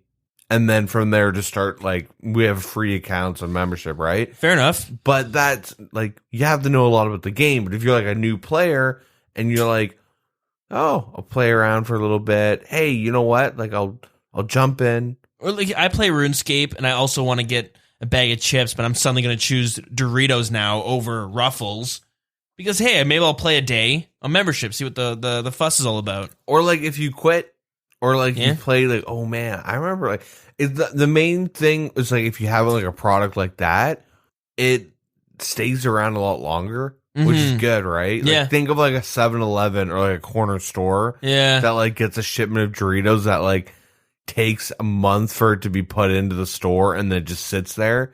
Yeah. And you're like, you're on a road trip and you see Doritos and you're like, I remember RuneScape. That's kind of cool. They're on Doritos. And then like you just care, but now it's in your head. It's like Inception. I think that's the biggest thing. It's like if you're gonna like buy a bag of Doritos for a day, like one, it's good to get people to like get like who don't have membership to buy it. But the main thing is like having it like just there subconsciously. Yeah, that's what Doritos wants. Yeah. They want you to go to the store and instantly go to the Doritos, right? Yeah, but even then, like if you're a Chad and you get back from like basketball and you're like, I need a carbo load for lacrosse. I don't know. Yeah. Who cares? And then they buy it and they're like, dude, I used to do Barbarian Assault all the time and PK and buy girlfriends on this game. You know what I mean? Yeah. Like it gets the game like out there and it's like, oh, like old school's still a thing. You know what I mean? Or it's a thing. What the hell? So for like for us, that's simple. Like, okay, we go to the store for a snack. We'll get the Doritos this time because they're also getting the free thing. But now we have to think from the person who doesn't play old school RuneScape, you know, what products would they pick up and be like, yeah, I might try this game out for Android now. You know what I mean? Yeah. Put this thing in, start off with like 2 days membership. But even then, can't you get like a free week through mobile? Yeah, I think once you beat a quest. Yeah. So then you're like, you're messing around, you have a day, like, oh, I can get more free membership if I just do, you know what I mean? It gives you time to get put in the loop, but also would Doritos want to partner up with RuneScape? That's the thing. So like maybe just in the UK, maybe they're a UK company. Doritos is just in my mind. Or maybe Doritos isn't a UK company and they want their reach in the UK to be bigger, right? Well, like they're going to have like a UK section, you know what I mean? Yeah. Like a team. But like, yeah, if they want like... They'll have the numbers to know where they're lacking, right? Yeah. Because it wouldn't be like a global thing where like advertisements like Doritos now supports RuneScape and it's like a Super Bowl or something. It would be maybe we have a partnership with Doritos right now. We're just talking about it. We're sponsored. Yeah. See ya, Audible. Hello, Doritos. Yeah. Need that Doritos money. Yeah. Just kind of hungry right now. Feeling some Doritos? I don't have anything crunchy, but soggy, nice soggy Doritos. We dip them in water in Canada. It always reminds. Fun fact: Canadians dip Doritos in water. It's like cereal. Yeah. It reminds me of the Nathan Free episode where the guy goes on a date, but the date's sponsored by Quiznos, but only the guy knows about it. So he's like has an earpiece in, and then randomly throughout the date, there's like the marketing ladies telling him things to say. So it's like, take a bite from your sub and go, tasty Quiznos sub. So he just like says, and the girl's like, okay. Yeah. Like, what the fuck's wrong with him? But yeah, I can see something like that working with maybe just different products. Obviously not just Doritos, but like energy drinks. They'd have Monster. They'd have to go with like a membership. But membership seems pretty fair, right? Mm-hmm. So, yeah, that's a good idea. I never really thought the membership route, which is like the obvious one because it worked for Twitch and nobody batted an eye. Yeah. Jag is fucked up by going with cosmetics first. Yeah. But yeah, thanks guys for those emails. That was we appreciate it. It adds a fun little part to the podcast. Yeah, variety. It's one of my favorite parts of it. But now we get to go to the part where we're kind of getting ready to sign off. So if you want to send us an email, you can do that at the wilderness podcast at gmail.com. Our Twitter is at The Wilderness RS. Our Facebook is facebook.com/The Wilderness Podcast. I'm in a bunch of meme groups for RuneScape on Facebook, so now I'm sharing them all the time on the group. So go ahead and join if you want to see some spicy RuneScape memes. They're everywhere, apparently. There's some really good ones, actually. So then other people have jumped in on there as well. And you can also hang out with us in-game at Wild CC. Deegan, you got some stuff, right? Twitter, DeeganRS. Twitch is non-existent, but DeeganRS as well. Yeah, cool. I'm trying to get a stream schedule going, especially for that Iron Man. In the future, I'm wanting to nail down like from 7 till 9 on Tuesdays, Wednesdays, and Thursdays. Don't really know though, but it's the Dills. You can keep an eye out for when I go live. I post in the Discord and the clan chat, sort of. But yeah, check it out if you're interested. But with that being said, maybe we should get on out of here, and we'll put on for the song of the week will be Last Man Standing. Oh, that's a 6-minute song. Jeez. It was made by Adam Bond, the creator of Bonds. And originally it was unlocked in the Last Man Standing minigame, but due to a lack of players participating, it was decided to add it to the unlock. It was decided to add an unlock location for this track into the lobby as well. So, yeah, interesting. All right, guys, thanks so much for listening to 139. Next week, 140. And I should have said earlier, but we'll be going through the surveys to see who wins the last reward for the skill competition. Yep. Should have said that earlier, but didn't. But there it is now. So, yeah, that's next week. Make sure you go and vote. Discord, Twitter, Facebook. It's on there somewhere. Yeah. Have a good one. Bye, everybody.